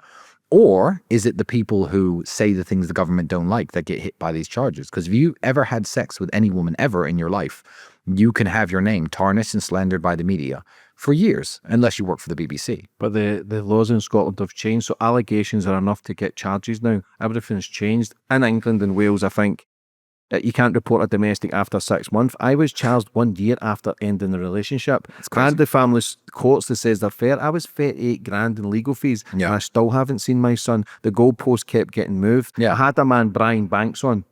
Amazing. They made a documentary on Netflix. NFL career was just about to sign a multi-million I know this story. Deal. I know this story. He's kissing the girl around the back of the shed. The girl said they raped her. The kid got 12 years, lost his NFL career. His mum ended up homeless because she had to pay for legal fees. 12 years later, she admitted that she fucking lied. She lied. And what's going to happen to her? Almost nothing. She still gets to keep the money that she was donated, like £1 million or £2 million compensation, and she gets to keep that, but the man's reputation is... And there's a list I'm in. It's not like you say Sharp and Russell Brands, but let's not... Where the fuck's Hugh Edwards? Where's Philip Schofield? Said he's they're back fine. TV. Yeah, they're fine. They're fine. And Hugh Edwards got no punishment. I don't know if you saw the clip when the BBC reporter tried to question me. I said, "You want to talk about sexual crimes? Is this your colleague?" And he got a suspended sentence for arguably one of the worst crimes in the world. I mean, people talk about child porn as though it's just possessing images. If there's no market for something, then it won't happen, if that makes sense. If nobody bought drugs, drug dealers they wouldn't grow it. They wouldn't sell it because no one buys it. The fact that you're purchasing Class A, and you can Google what this means, get a Category A images of child porn, which is essentially child rape. The fact that you're purchasing that means that you are facilitating in the rape of children because you're creating a market for people to create content, raping kids and to sell it to you. So I think what Hugh Edwards did deserves at least 5, 6, 7 years. He deserves a very long sentence. He deserves the maximum force of the law, but he's protected. He works for the BBC, got a suspended sentence, slap on the wrist. He's now in his country house drinking his wine, probably buying child porn. Who knows what this guy's up to? But it's disgusting. Whereas what I've been through, and when I very seriously said false accusers deserve the death sentence on X, people said, "You can't say that." I said, "Yes, I can. Because there are men in my position men who are going to go through what you're about to go through, and it's just started. So, I know you're tough enough to stick it out, but there are men who kill themselves over this exact scenario. And there are men who would have been driven to suicide, having gone through what I've gone through. I couldn't list the horrors that have affected me, my family, my mother, my kids. It's not just me going to prison. This is something much bigger than that. And there are men who would have killed themselves in my position. When I say they're destroying lives, this NFL guy's life has certainly been destroyed. He was destined for something completely different, and he was robbed of it. His life has been taken from him. If something so heinous has taken place and there's no punishment at all, like when I said they deserve the death sentence, yes, because they are directly responsible. False accusations are directly responsible for the deaths of many, many men. And yes, there are real rapists out there. And yes, overwhelmingly, I suppose if a woman reports that she was raped, overwhelmingly she was. But the false allegation game is brutal. And arguably, when you say they deserve the same sentence, I think it should be much greater. I've never been raped. I don't know what being raped is like. And I suppose it's absolutely horrible. But I guess this question I'm going to ask to the viewers at home in the comments. Would you rather get raped once or spend 25 years in prison? That's just a question. I'm not saying which one's better, which one's more traumatic, which one's less traumatic. What I'm saying is a false accusation carries this. It carries the weight of a quarter of a century, half of your human life locked up behind bars. I think the sentence should be much greater. Yeah, because it ruins your life. Yeah. And it's trying... See, if you'd done something, see if I'd done something, I'd say, fuck it, I've done it. Yeah. I'm not hiding from it. I don't paint myself as a clean-cut guy. I never have. But it's the fighting... It's like constantly justifying. I wish I could just say no. Yes. You've got to justify. Because people talk about it. Yeah. And when people are... Even friends... You can tell they want to fucking talk about it, so you have to just talk about it. But the people who are against you will never, ever listen. The fact that a judge said there's not enough evidence, this can't go to trial, was never covered. No one talks about it to this day. Everyone's like, oh, the investigation is still going on against you. Yeah, it could go on for 100 years. Romania has no obligation to close it. In America, they have 180-day limits and things like this. They can keep the file against me open for the rest of my life. But keep in mind, Dubai has no extradition, and Romania is not a powerful country. The United States would never, ever, certainly under the current administration, extradite a national, an American citizen to Romania because they don't trust the Romanian system. I've been to the United States. I've been to Dubai. I've been back to Romania twice. I've flown in, spent 150 grand on private jet flights to walk to a police station that's falling down, was built in the 1960s. There's mold on the walls, to sign a piece of paper with some officer who barely makes a salary, that he can get by on. And I've flown back out on my private jet. I could stay in America and Dubai, and a list of probably 20 other countries for the rest of my life, and continuously fly over the country of Romania, making jokes about them, laughing at them, for the rest of my life. And that's what a guilty man would do. I'm in Dubai now. I'm home safe. I'm on home base. Why will I fly back there in a month or two? One, because I don't want to humiliate the country. Romania is full of good people. In the political system, in the political class, even when I talk about DCOT as an organization, DCOT is filled with really good people, overwhelmingly, who catch, real human traffickers and drug dealers and people trying to commit terrorism and that kind of thing. And I don't want to humiliate that country because it's a country that I spent 10 years in. My kids are Romanians. I don't want to make a laughing stock out of it. So I'm going to go back there and continue with their process. And even for the next 50 years, if they tell me the case is still open against you, good, you've got an open case against me. But it's not what a guilty man would do. A guilty man would stay right here in Dubai because my life here is perfectly fine. But I'm giving the benefit of the doubt to Romania. Now I've seen their tune has changed, and a lot of Romanians are waking up to what was done to me. When I left to America, a lot of Romanians, including a presidential candidate, Dan Nicashore, who no one should vote for, by the way, the guy's a loser, was saying, I can't believe that the Tates escaped because they're accused of X, Y, and Z. Sorry, I gave that country 791 days of my life. Some of them, the country had already entered the Schengen zone. I could have left at any point that I wasn't in jail. Even when I was on house arrest, do you think a man of my resources couldn't have got a helicopter to Bulgaria and gone to Turkey and flown here? I absolutely could have left at any point, and I sat there for 791 days in my house for most of it. That's what I gave to your process, to your legal system. And then finally, as an American citizen, I was returned my passport and decided to fly home to my home country with every intent of coming back. And I did come back. And there's a presidential candidate talking about I escaped justice. Put me on trial Give me a trial and let me clear my name. Or give me a trial and convict me if you want to set me up. But I don't owe you any more than 791 days, Nick Ashore Dan, if you're listening. The guy's a stone cold loser. And I'm using your podcast to tell every Romanian that they should absolutely not vote for this guy. He's the mayor of Bucharest. And there's holes in the roads, graffiti everywhere. And the whole country is going to go to shit if this guy wins. But it's just, I've shown absolute respect to that country. And that's not what a guilty person would do. What about prison when you go in there for the first night? How was that feeling? You know, I'm from Marsh Farm, Luton. Prison's fine. Prison's fine. I can talk about how bad the conditions were and stuff. I'm tough. I don't care. And that's not posturing, because you can watch my podcasts before prison, my podcasts now. I'm not going to choke up. I'm not going to talk about how hard it was. When I was in prison, there was earthquakes going on in Turkey, and I watched people on TV trying to dig under rubble to find their kids. And I just thought, prison's not so bad. It's not so bad at all. Do you ever feel as if you could have been killed in there? Or is that a bit far-fetched? Far-fetched because Andrew and I are Andrew and I. If you were a weak, skinny man known for being wealthy, you certainly would have got... In fact, people joke about, my haters joke about rape in prisons. They say, oh, did you drop the soap? Romanians are all Christians. Dudes are in there with their wives at home, you know, or their girlfriends at home, fucking beating their meat in the shower or whatever. But there's no rape in Romanian prisons that I know of, because the Romanians are overwhelmingly, you know, a Christian nation. But what they will do is they'll tie you up, burn your feet with lighters, extort you, try and get money from you, try and get cigarettes and commissary money. That could happen in Romanian prisons and does happen all the time. But Andrew and I are very well respected. We're very well respected by everybody in that country besides the few people who targeted us. So in prison, it was like, Mr. Tate. And they just wanted to talk to me about what's it like in Dubai? What's it like to have a Bugatti? Give me some advice. You know, everyone has a problem in prison. You know, you hear all these sad stories. People are asking you to pay for their lawyers and stuff. Overwhelmingly, I said no, but there was one guy with a niece. He had no kids. He was looking at 17 years for heroin smuggling. He'd been in there for about 2, so he's still there right now. And he told me that his niece was a severe diabetic, needed an insulin pump. His family didn't have the money. And I said, when I get out of here, that's the first thing I'll fix. And he was almost in tears, and I shook his hand, and that was the first thing I did when I got out of jail. So there's lots of people to help, always something to do, always a positive mark to leave on the world. What did you miss the most while in prison? Is it,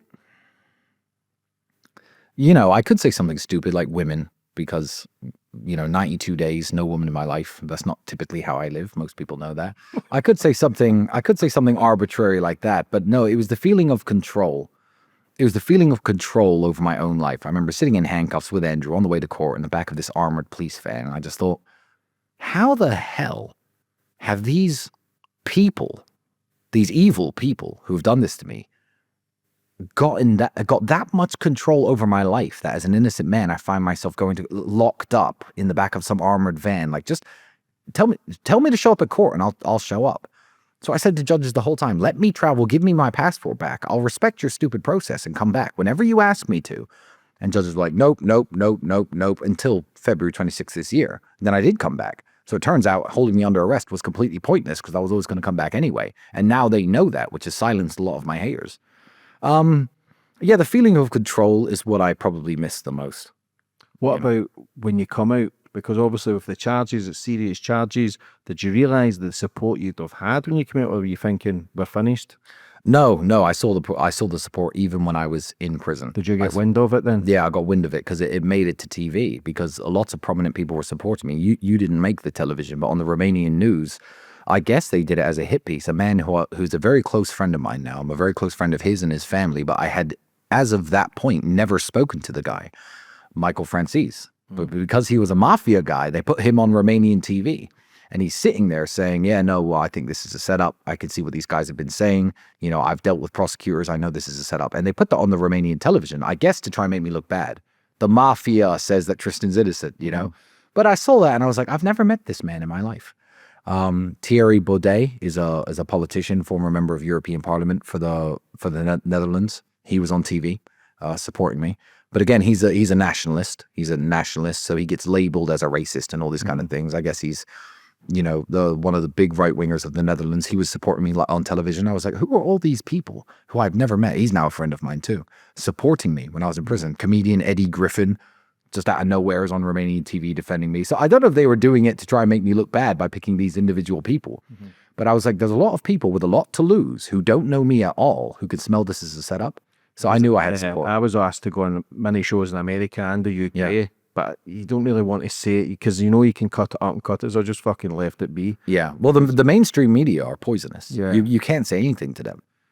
What about the BBC when Andrew let them in the house? Did you not say, listen, no? No. Well, the thing is, why did she look so bad in the interview? It's because I filmed the whole thing.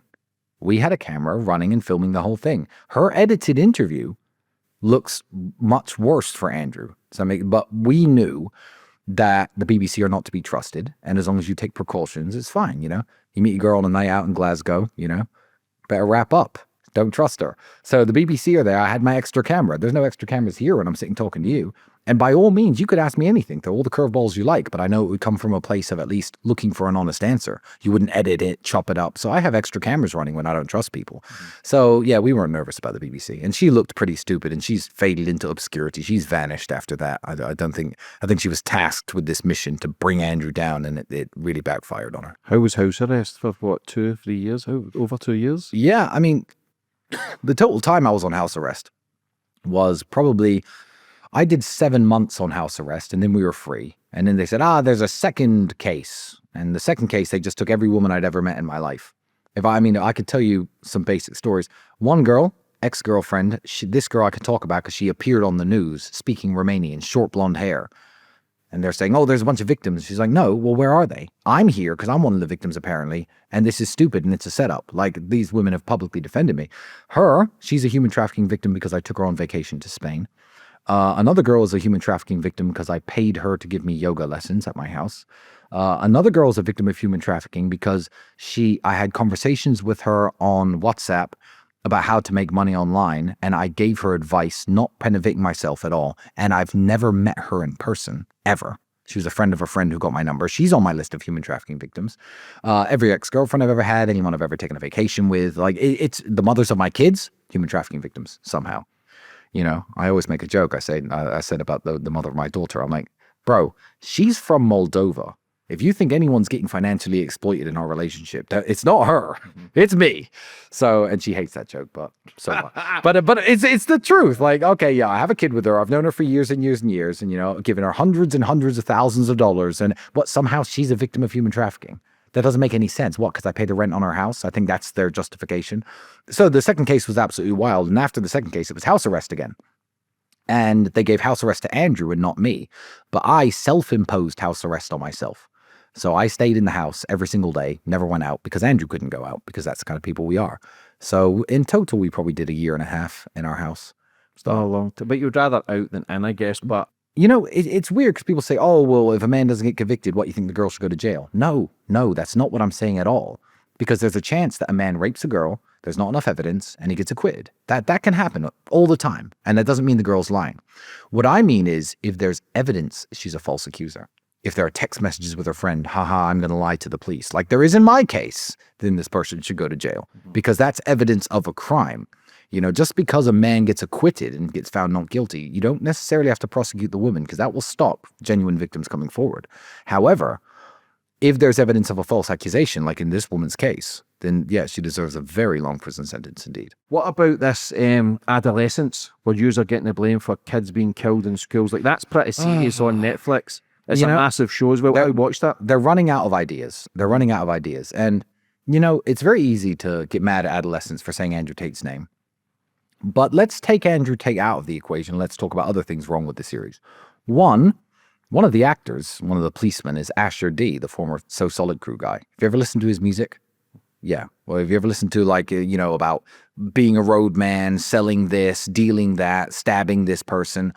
Who is he to be in a series and demonize Andrew for the rise in violence in England? 1.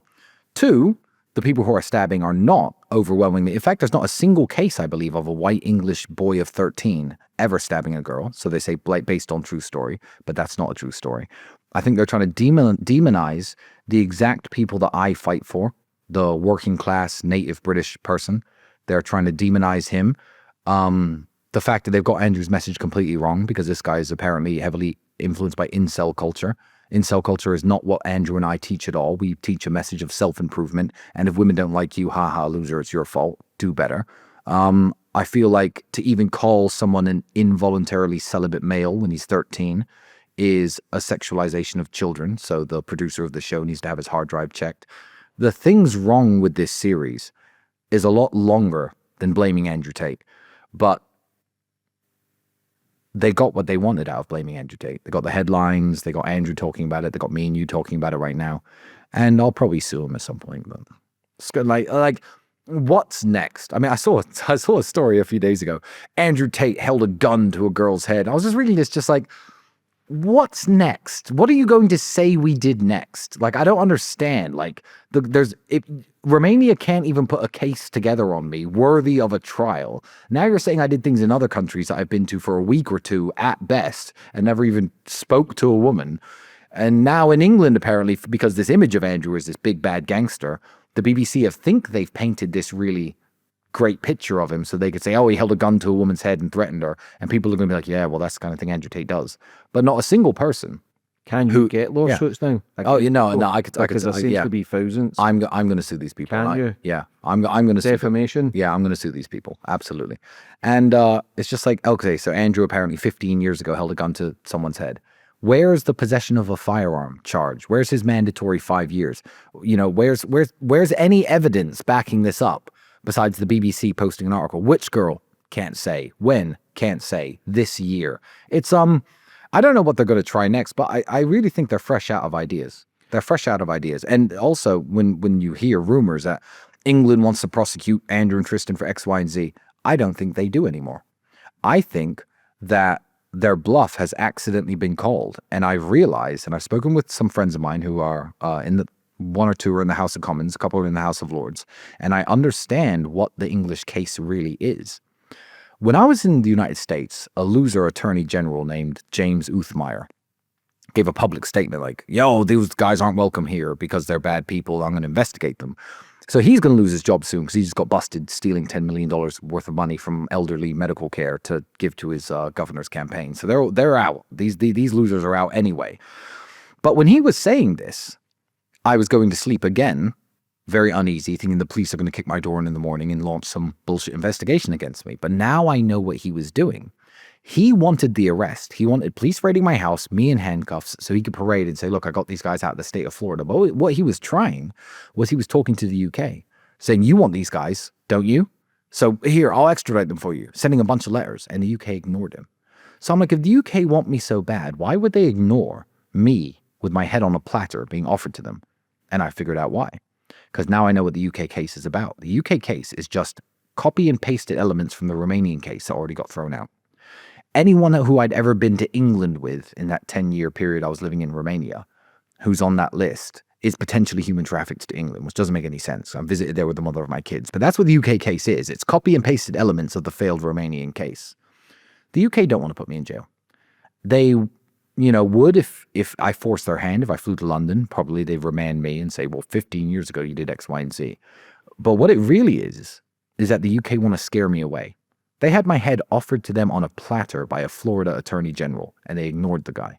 They don't want me and Andrew in England to be voices of political change. This is what I've been told.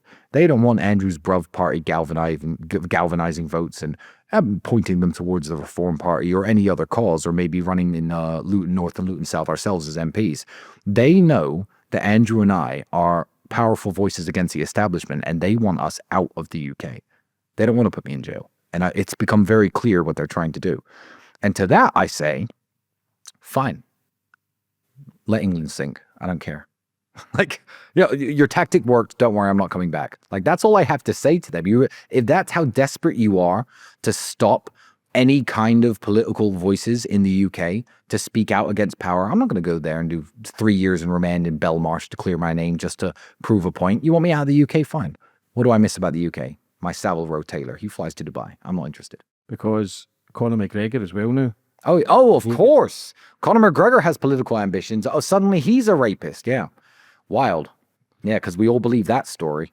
It's like, genuinely, it's crazy that the laws around men and women and sex and rape are so vague and so easy to use in a way to destroy men that it's the only weapon they've got It used to be taxes. Maybe you made a mistake on your tax form, but nowadays that's a much easier process. Money laundering, everyone with money knows how to manage money now. So yeah, they use this against everybody who's prominent and everybody who's coming up and everybody who speaks out against the issues that they don't like. Because you've had charges dropped now, but the media went silent. What charges in Romania No, were dropped? so the charges were, I'm going to clarify the situation. You get arrested and investigated, then you get charged, right? That means the file is in court. You are charged with these crimes. File's in court, you are now charged. There is an indictment in court against you, okay? The second file that they tried to do never even made it to that stage. But the first file was the big one, I guess, because you actually had someone accusing me. I mean, she's going to get wrecked in court, and there's video evidence of her leaving my house and ordering pizza and just all sorts of nonsense. You've seen it. So she's clearly lying. But the first case, which was the one that they were trying to get me with, the reason I was arrested for all this time, the reason I was in prison, it got thrown out of court. Essentially, they looked at it and said, does this need to go to trial or not? No, there's no evidence here to even bother having a trial, and sent it back to the prosecutor's office. So the case isn't closed and the case isn't dropped. And my haters think they can get me when people say the charges against the Tates were dropped, and they community note them. Well, it's not dropped. They sent it back to the prosecutor's office, so now it's back in investigation stage. So the Romanian legal system is not perfect. The prosecutor can keep taking swings at me for the rest of my life. He has no time limit. The case is on his desk. He can do what he wants with it.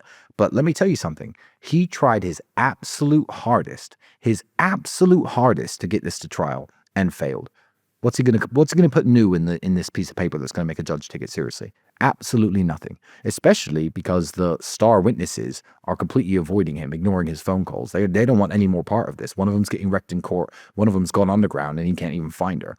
So the case isn't dropped, but there's never going to be a trial in this. It's never going to go to court. I'm never going to be found guilty. The case is essentially over. It's down to him and his superiors when they close the case. I don't know when that's going to be. I no longer care because my life has returned to normal. But for all intents and purposes, they could keep it open for 100 years plus if they want.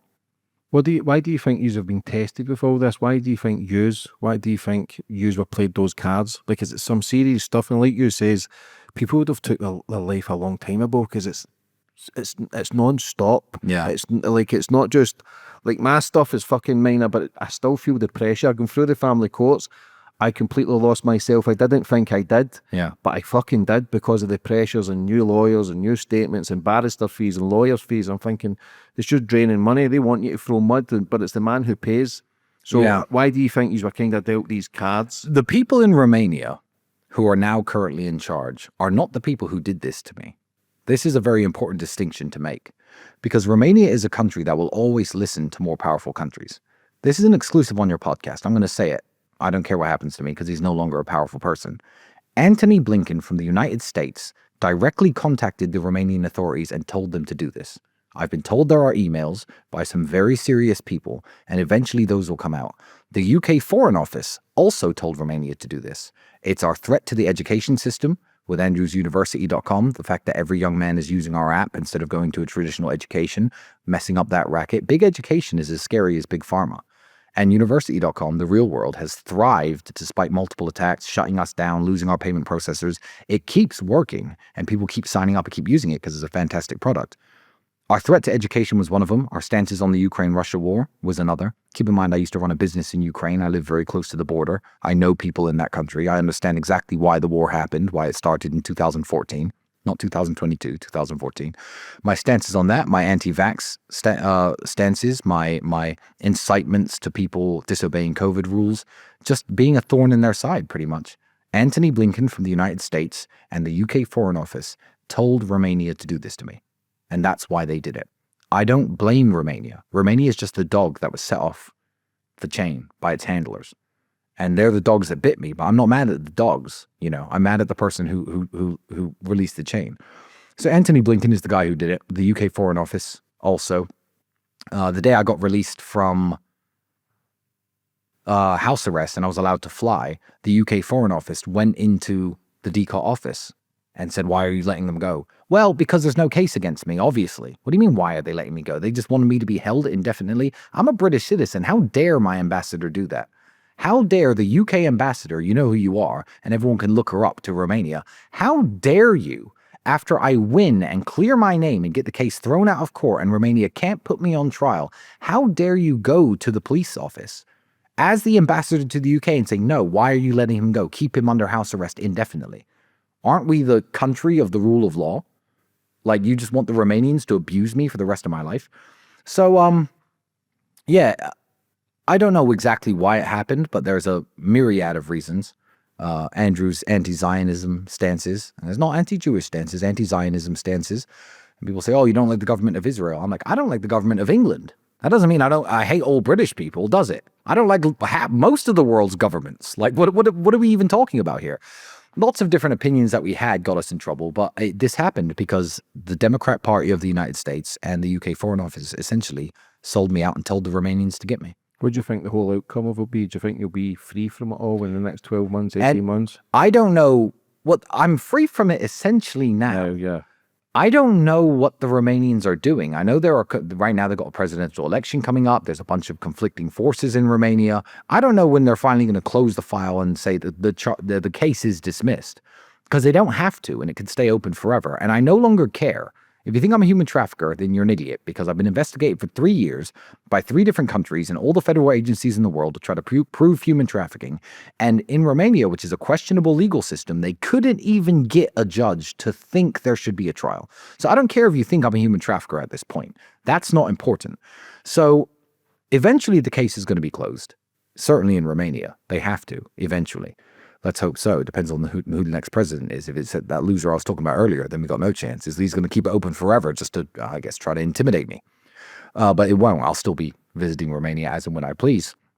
But the Andrew and Tristan Tate are human traffickers is going to become the next. The vaccine is safe and effective. There are weapons of mass destruction in Iraq. It's going to be the next big media lie that people are like, oh, well, I didn't actually believe it when it came out, but they did. Have you ever had any sorries?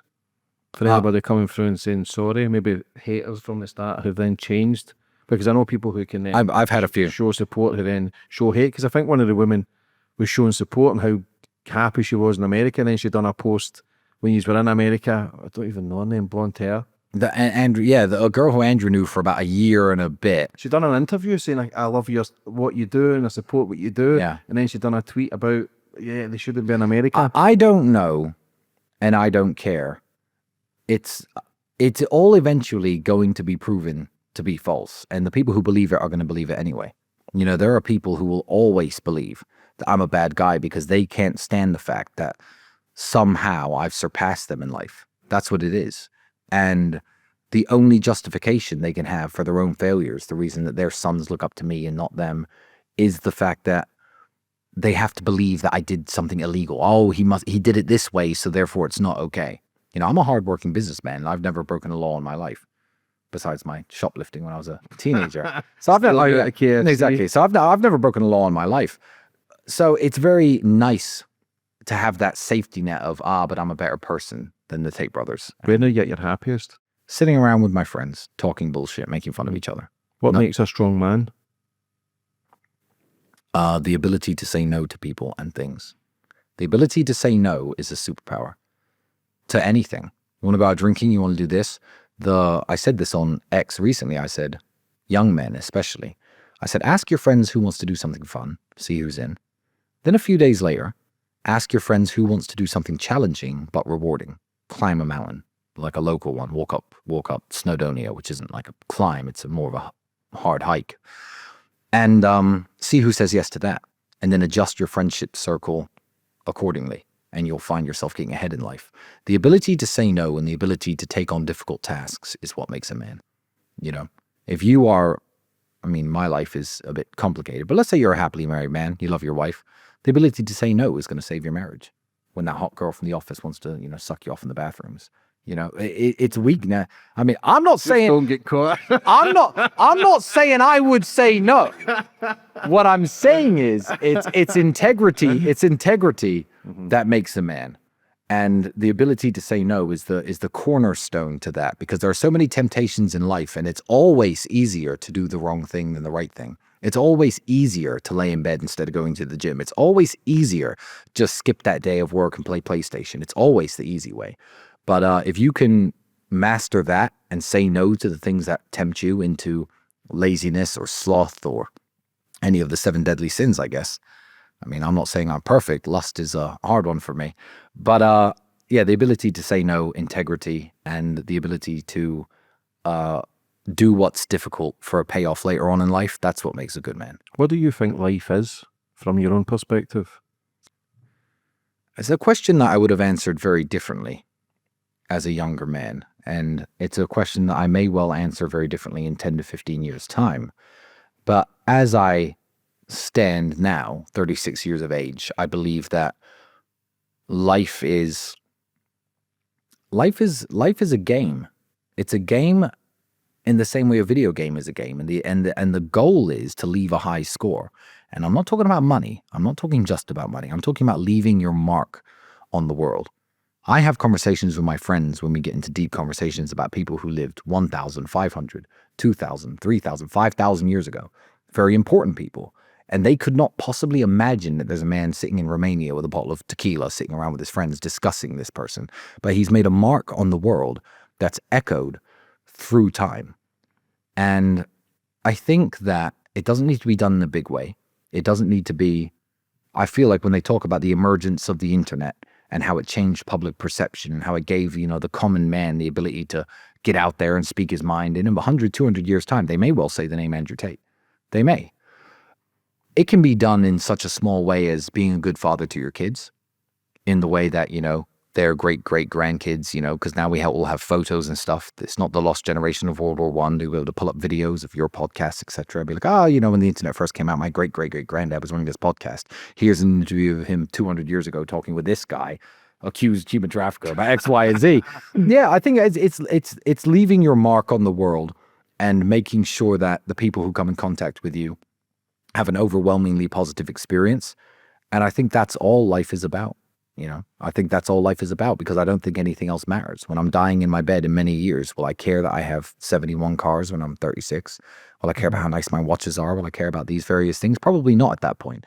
But I'll look around at the faces of all my kids who love me and all their kids who hopefully love me. And I'll look at the archive of work I've done. Maybe maybe the monuments I've built. We're talking about building a big tower here in Dubai, Tate Tower.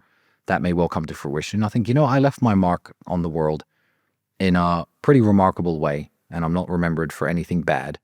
And I think that's what life's about. Yeah, because even when you were going through your shit 3-4 years ago, at the height of it, when the hate was coming, I was trying to do the podcast because what the media won't portray and print, because I know the charity work you do. I know the chat. Listen, I'm a big dog fan, probably love dogs more than fucking humans. I know the charity work you do for the dog homes in Romania and all the other charity stuff that you do. Like, these are genuinely good people who try and help, and that's been good for people to understand that the work you actually do. Well, that's been going on for 7 years. However, when I do it now, people are like, he's doing that to cover up his crimes. I'm like, that doesn't even make any sense. But it has been going on for 7 years. You can go to tatepledge.com to see all the work my brother and I do.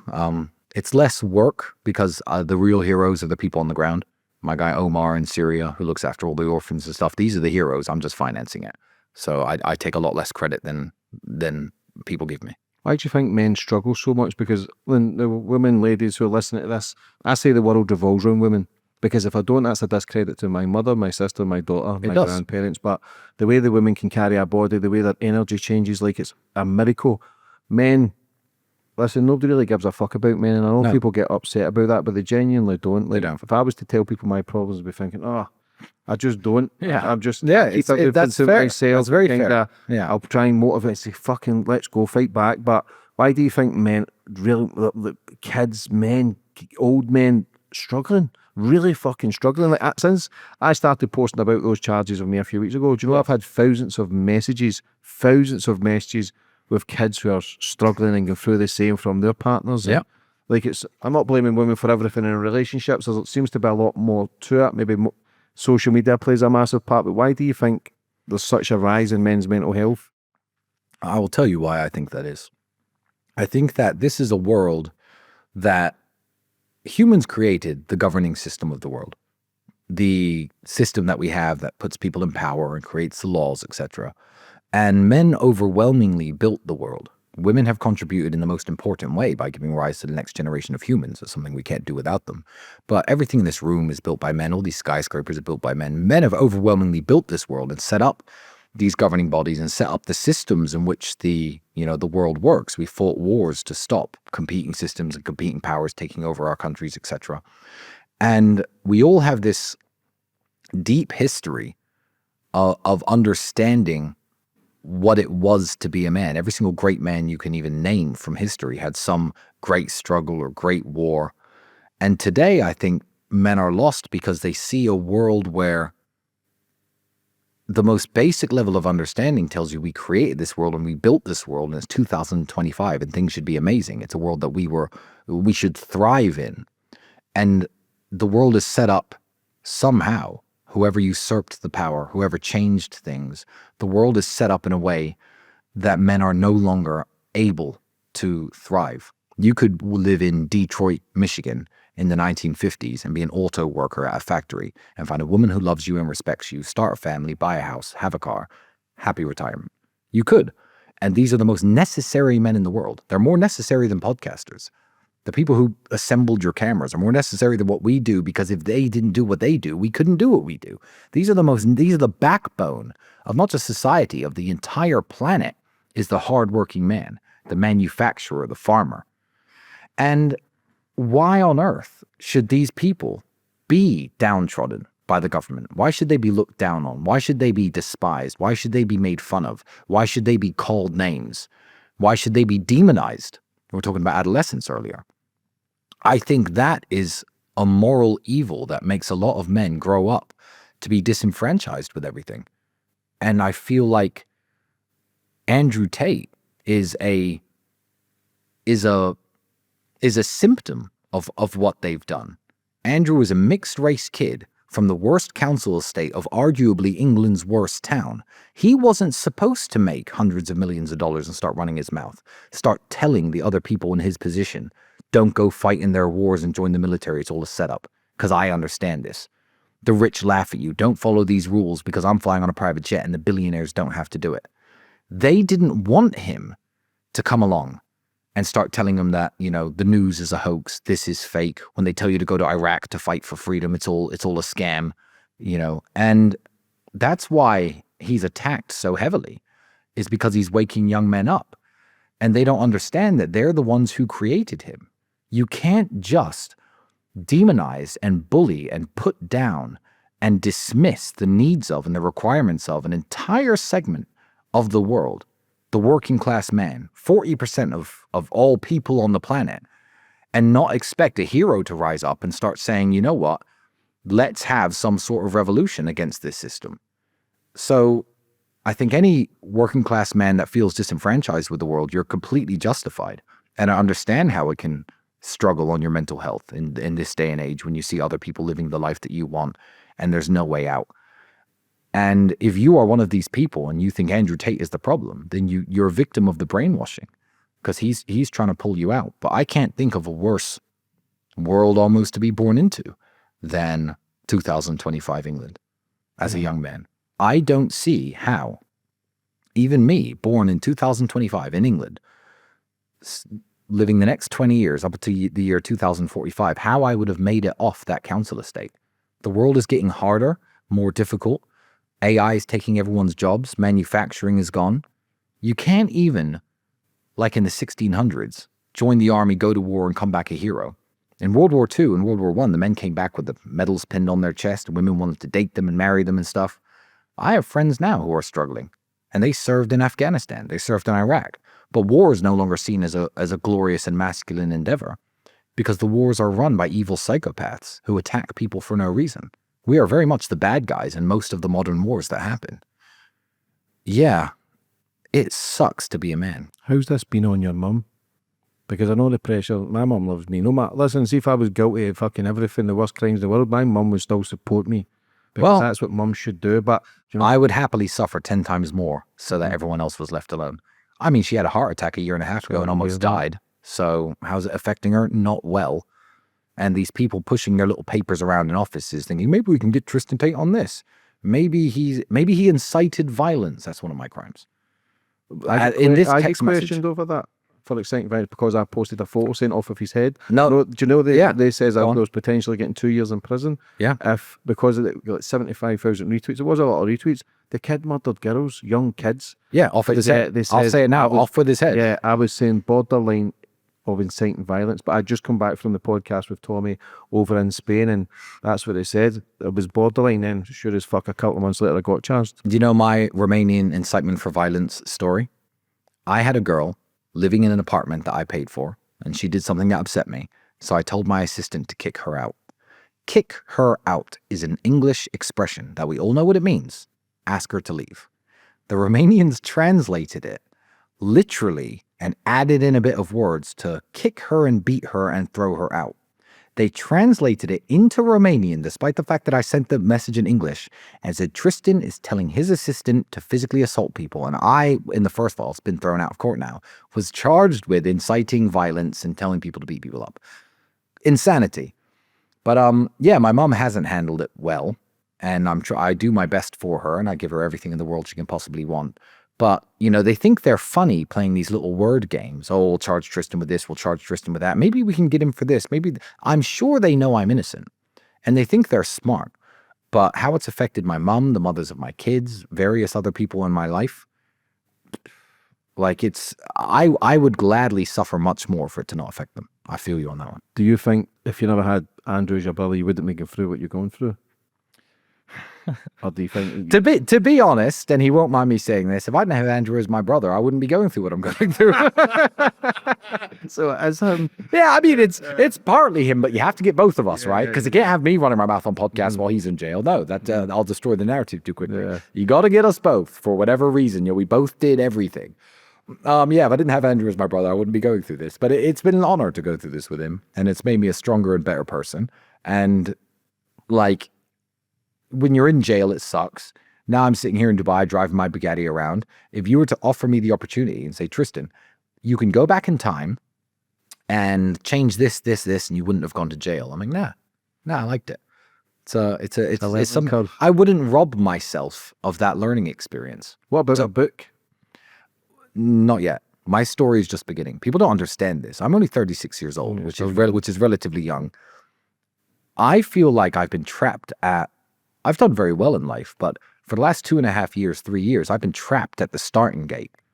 Only on February 26th did the pistol fire, and I can now show the world what Andrew and I are capable of. You wait 10 years, there will be a book written. There will be movies made, I'm sure. But right now, we're barely halfway through the story. Yeah, I think the movie. Listen, people look at how people treat Mike Tyson. He was actually convicted and done 4 years in prison. Yes. He's still fucking loved. Yes. Well, Conor McGregor is completely innocent in my eyes. However, he was convicted. And he's in the White House and partying and stuff. Andrew and I, they did a very good job of trying to make it fashionable to disassociate with us, you know? The most famous video that they post all the time is about... So when Andrew got kicked out of Big Brother, they used a video of him spanking his ex-girlfriend with a belt to kick him out. When they wanted to cancel Andrew and say that he was a misogynist, they used a video of Andrew hitting his ex-girlfriend with a belt and demonized him. When we went to jail, they posted that video everywhere. Then, she's not even in the first case. In the second case... They added that video, which happened in England ages ago, as one of the charges. So now as one of the accusations. So now he's being investigated for this crime of beating the woman with the belt. And I'm like, she's made 6 videos. 6. The girl who Andrew is just friends with now. She's moved on with her life. She's made 6 videos saying this is a bunch of crap.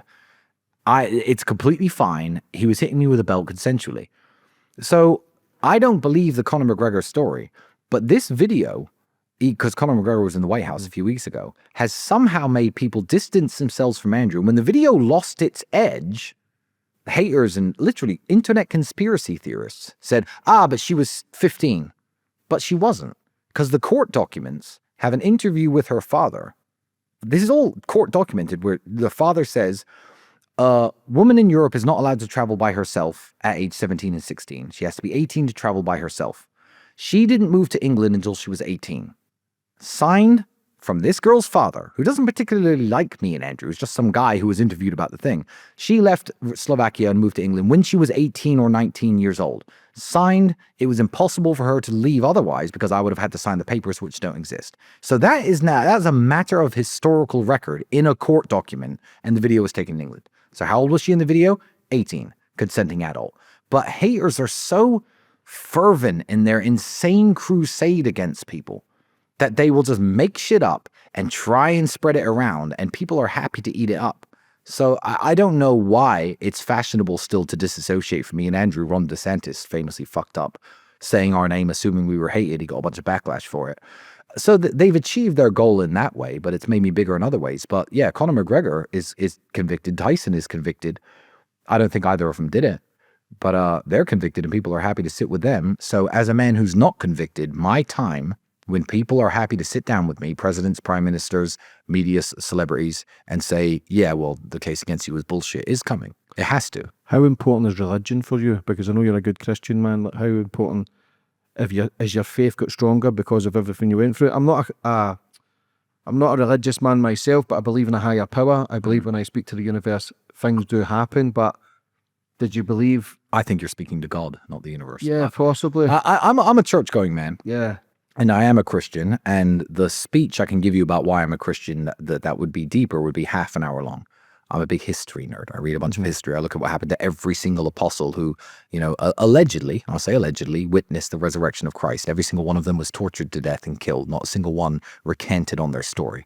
So if it's 12 people who made up a story and they said, we're going to crucify you, we're going to skin you alive in the case of St. Bartholomew, why did none of them recant their story? These are people who actually witnessed what I think they witnessed, in my opinion. And I know there are people who disagree with that, but church and religion is very important. I was actually in church here in Dubai a few days ago at Easter, and everyone was Romanian, and everyone wanted to come and shake my hand and take pictures with me because people know that the government set me up, and it's a bunch of nonsense.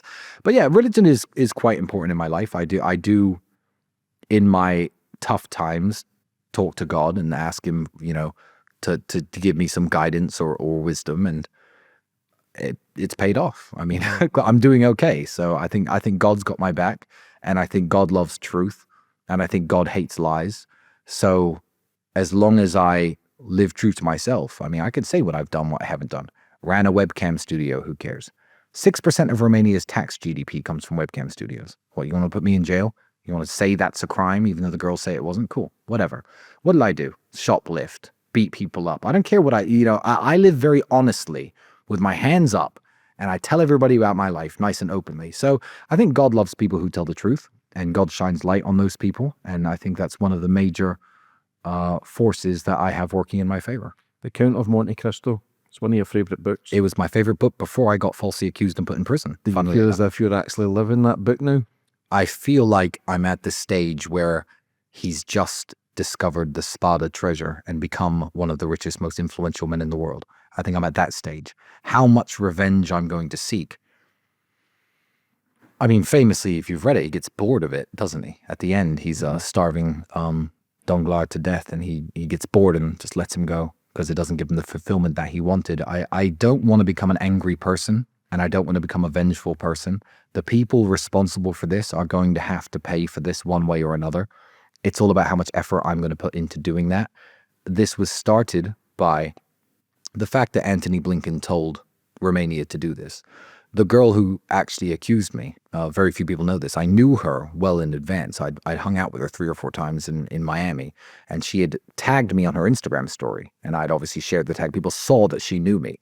I'm 100% convinced at this stage that NCOS, Soros-funded non-government organization, which is somehow coincidentally paying for all of her lawyers, recruited her to come to Romania and to make some type of allegation.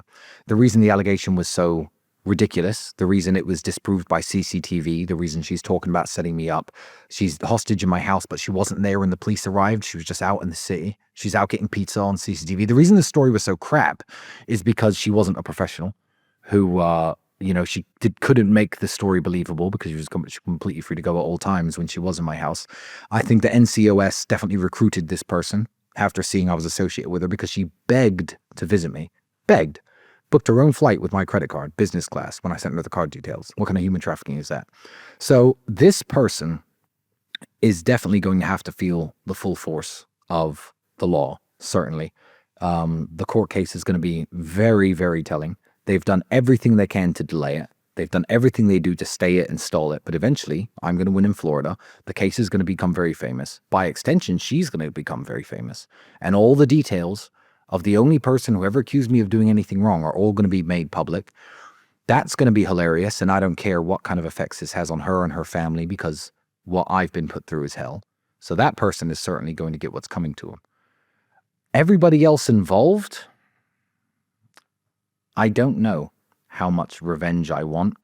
There are many things I can do, legal things, of course. I'm not making any threats here. There are many things I can do to upset careers, stifle careers, bankrupt various people. But, you know, do I want to do that? Or do I want to drive around Dubai in my Bugatti, living my life and spend time with my kids? I don't know how bored I'll get after I cut the head off the snake, which is that woman who made her accusation. After I cut the head off the snake, I don't know how many times I'm going to want to stamp on the carcass, everything else that came behind it. So we will see.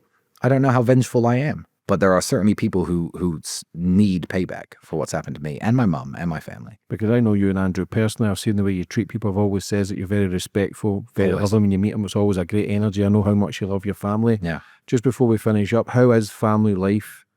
How is it so important? Like, because everything's changed. Back in the day, you were married at 16, 17. Yes. My mum and dad were with each other for 36 years. Yeah. Listen, there was a lot of chaos, but I thrive in chaos, believe it or not. And everything's changed. Like you and Andrew talk about, nobody's virgins anymore. No, men aren't really gentlemen. Yep. Like everything is confused. Listen, women are just as big than players than men now. Absolutely. The roles have reversed. Women have become more boss-like. Men have become more feminine. Yes. But how important it is for a family life, and do you see it actually being a one-woman man and raising kids as being perfect, or do we see it all differently now? You know, the world is set up in a very strange way today, and it's why a lot of holier-than-thou conservatives attack Andrew and I. You know, my kids aren't by the same mother, for example, and they'll attack me for that. Well, just like Trump, just like Elon. It's all the same story. I feel that the way the world has changed, and the advice I give to young men is, yes, the problems highlighted by stupid series like Adolescence are true. The top 60, 70% of women are all chasing the top 1% of men.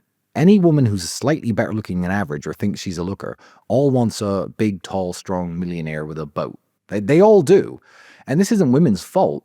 And that's why my message to men is always do better, get better, because this is the way the world is set up. You can't change this. You can't turn back the clock. You can't turn back time, because social media and Instagram and OnlyFans and all these forces have worked on the world so heavily. All you can do is become the best man that you can be. And if you have an approach like date all the women you can, you know, and if you find a really good one, start a family with her.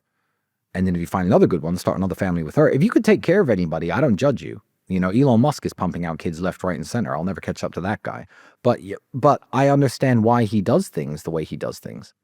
What did Jeff Bezos get from his long, happy, one-woman marriage? Well, she's now dating someone else. He lost half his money and half of Amazon. What did he get from that? I don't know. So I look at the Elon Musk approach and I'm like, okay, rich, powerful, the richest man in the world, influential. Okay, he has a bunch of kids. He takes care of them. His kids aren't on the street. He's not a deadbeat dad. He's always with his kids. Fair play. At some point, you have to look at the rules of the game that have been set up and not get mad at the people who are doing their best to win within this system. So, but family is exceptionally important. I demand respect from people in my family. If a woman has my child, I demand respect. Otherwise, you know, because she demands money, taken care of, financial benefits, all that stuff. I'm a man who demands respect, and as long as there's respect all around, you know, I want nothing more than to be the best father I can for my kids. Andrew's the best uncle for them. I know Andrew's kids. I love Andrew's kids, and just, you know, make our family big and beautiful and as tight knit and as hardworking and ambitious and smart as possible. I think that's the ultimate goal in life, because that's what you really leave behind. That watch isn't going to mean anything in 50 years' time. Maybe it will mean something to your kids because it used to belong to you, but really your kids are what you leave behind that matters. What makes a good dad? Because a lot of people, not everybody's going to be a millionaire. That's just the way life is. Exactly. Not every cards are there, but I agree. There's people They see the private planes and the big watches and the big cars, and it can make people feel inadequate because people can work a 9 to 5. For me, a man who works a 9 to 5 and provides for their kids is winning, no matter what level he's at. But what makes a good dad in your perspective? Well, I've worked a 9 to 5, so I don't look down on anybody, and it's not about money. You're completely correct. I feel there are people who, because I'm busy, I'm a busy man. I may spend less time with my kids than the one wife, one kid guy who works his 9 to 5. Maybe. I'm exceptionally busy. Keep in mind, there are men who are broke who also don't see their kids. Military men, oil rig workers. There are men who are out there busting their balls, for Bering Sea crab fishermen who don't see their kids for weeks and months on end and communicating by, letters. And all respect to them. I think that the mother of your kids has to understand that if you want to be a great father, step one is being a great provider, because you can't pour from an empty cup. And you can't have your kids going to food banks and getting the mindset that they have to rely on the government. That's the cardinal sin of a man, is the, not inability, because some men fail, the unwillingness to be a provider. I think that underpins everything about fatherhood. On top of that, it's all about utilizing the time that you do spend with your kids. Because there may be a guy who hates me, who spends all day, every day with his kids. Maybe he's on the dole. I don't know this hypothetical guy's name. But when his kids are looking at him, he's fat and out of shape, eating his pizza, smoking weed, watching television. And he'll be like, I'm with my kids all the time. You're always working. I'm a good father. No, you're not. You're a terrible father. You're absolutely terrible. Because when I'm with my kids, I'm playing with them, reading them books, telling them stories, watering it down, but telling them about history, telling them about interesting things, explaining why the sea is higher and lower sometimes, So I was with my daughter the other day. She's almost 5. I was explaining how the tides come in and out, because in the morning it changed. Like, be intentional. I think that's what makes you a good friend. I think that's what makes you a good husband. I think that's what makes you a good brother. I think that's what makes you a good father. Be intentional with your interactions with people and your kids above everyone else. For anybody watching, brother, that's maybe in a life of struggle, male and female, what advice would you have for them? Well, I would say that life is struggle. The other day I held a meeting with the War Room here in Dubai, and there was 50 people in the room, and I said, who currently has a pressing issue, a struggle, something wrong in their life that needs rectified? And everybody raised their hand. Every single man, no matter how well things are going for you, has some little fire burning them somewhere, some mosquito, some thorn in their side. My advice to people is that that's never going to go away. You can feel better about it the way I do, which is measuring my problems against other people's. And there's always someone worse off than you. So feeling sorry for yourself doesn't get you anywhere. But I would say, learn to, as you said earlier, when you said, I thrive in chaos, learn to just accept that this is what life is going to be. Very rarely in life, for a few years of your life, maximum, a couple years, will you ever be like, everything now is completely perfect and I can just wake up each day and enjoy my time. That almost never happens. I've had very few days like that in my life. Just be aware that that's what life is, and you're never, ever going to have a completely blue sky. There's going to be a cloud there somewhere. So, look at the cloud and see what shape it is and play games with it and accept the fact that it's going to be there, and just try to enjoy the sunshine that you do get as much as you can. Just before we finish up, we've got to give him a shout, Rory. You always kick him out your house. You're always up to bad tricks with him. Like, how's the relationship with Rory now? I love Rory and Rory loves me, and we're always perfectly fine. Our arguments are, like I said, if you have friends and you can't take the piss out of them, they're not your real friend. When Rory comes up at the house and I banned him from the house and can't get through security, that's hilarious. And we sit around and have a drink about it the next day, and they're like, yeah, you really got me there, When he brings fucking goats to my house or puts up water parks I'm like, why? Okay, you got me. I got him back by eating his goat famously. But me and Rory are very, very good friends. And if you don't understand the relationship, when you watch it online and you think they must dislike each other, then you don't understand what male friendship is about. Because you can watch me sitting with any of my friends, and we're always taking the piss, and we're always making fun of each other. We're always playing jokes on each other. And I think that's what makes life enjoyable. So yeah, Rory's a great guy. Hustlers University, how can people get involved? Because I know a lot of people Yes. personally who have actually changed their life and are doing well from it. Yeah. How is Hustlers University, and how can people get involved if they want Well, to? it's changing. It's evolving. Point two or something? Yeah. You go to university.com if you want to get involved. The Real World 2.0 is launching. It's going to be a much, much more interactive platform in terms of making money, in terms of health, in terms of fitness. You'll be able to get everything done there, from getting your blood tests analyzed by professionals to speaking personally with me and Andrew via video calls. There's going to be a lot more inside of this app very, very soon. And these are all ideas that we've been waiting to launch, and we've just been waiting for the right time and the right opportunity. You got to strike while the iron's hot. Now Andrew and I are free. Meetups, big speaking events where it's real world members only are going to be launching. So yeah, it is fantastic. We have 2,100 filmed interviews with students. You've seen them all over the internet, of people who've changed their lives. I met a woman in Nairobi, Kenya, who used to make traditional jewelry, who's now making like $8,000 a month in Nairobi because she's selling it online because she mastered the e-commerce lessons in the e-commerce campus. It's what made me and Andrew a threat to the system, certainly, because university has a monopoly on young people's borrowing power and the ability to get young people into debt. And I just want everybody who follows me and everyone who likes me to be uplifted, to make money, to learn the skills that I have. I mean, if I were to tell you, let's pretend you hate me, okay? And I were to say, do you think Andrew and Tristan are good internet marketers? Even if you hate me, you'd have to say yes, because you know who I am. You see us all over the internet, right? So if I were to say for $49 a month, Andrew and Tristan teach you internet marketing, is it a scam or not? Even if you hate me and you want to say yes, you'd have to say, well, no, not really, because that is what they are arguably the best in the world at.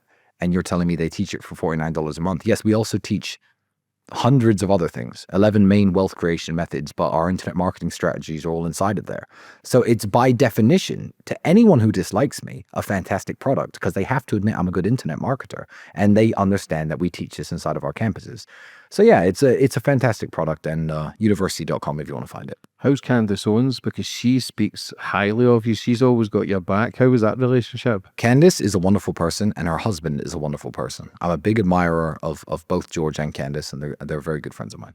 What about the rumours about Andrew getting Jordan Peterson's daughter pregnant? Is that a lot? I've got to ask it, mate. I've never heard that. I've heard rumors he slept with her. I've never heard rumors he got her pregnant. A picture of them two together, because I think it just came out, and apparently she fell pregnant and then gave birth, but the internet was going crazy. I can confirm that Andrew does not have a child with Jordan Peterson's daughter. Yeah. Jordan Peterson, plus, Jordan Peterson's famously a crybaby, and I don't want to say anything that upsets him because he might get addicted to drugs again. So, fuck that guy. Brother, listen, I know you're a busy man. I can speak to you all day. I want to really go down the conspiracy route, but that's for another interview we've got, because I know you're well read. We'll do a part 2. But today's important for a bit of your backstory, what you're going through, what you've overcome, and how to be a strong man, which is so important. Would you like to finish up on anything else? Yeah, make sure you like the podcast and subscribe to James English, because he's a gentleman and he's an awesome guy. Brother, thank you. God bless and good luck with everything. Thank you. Cheers, bro.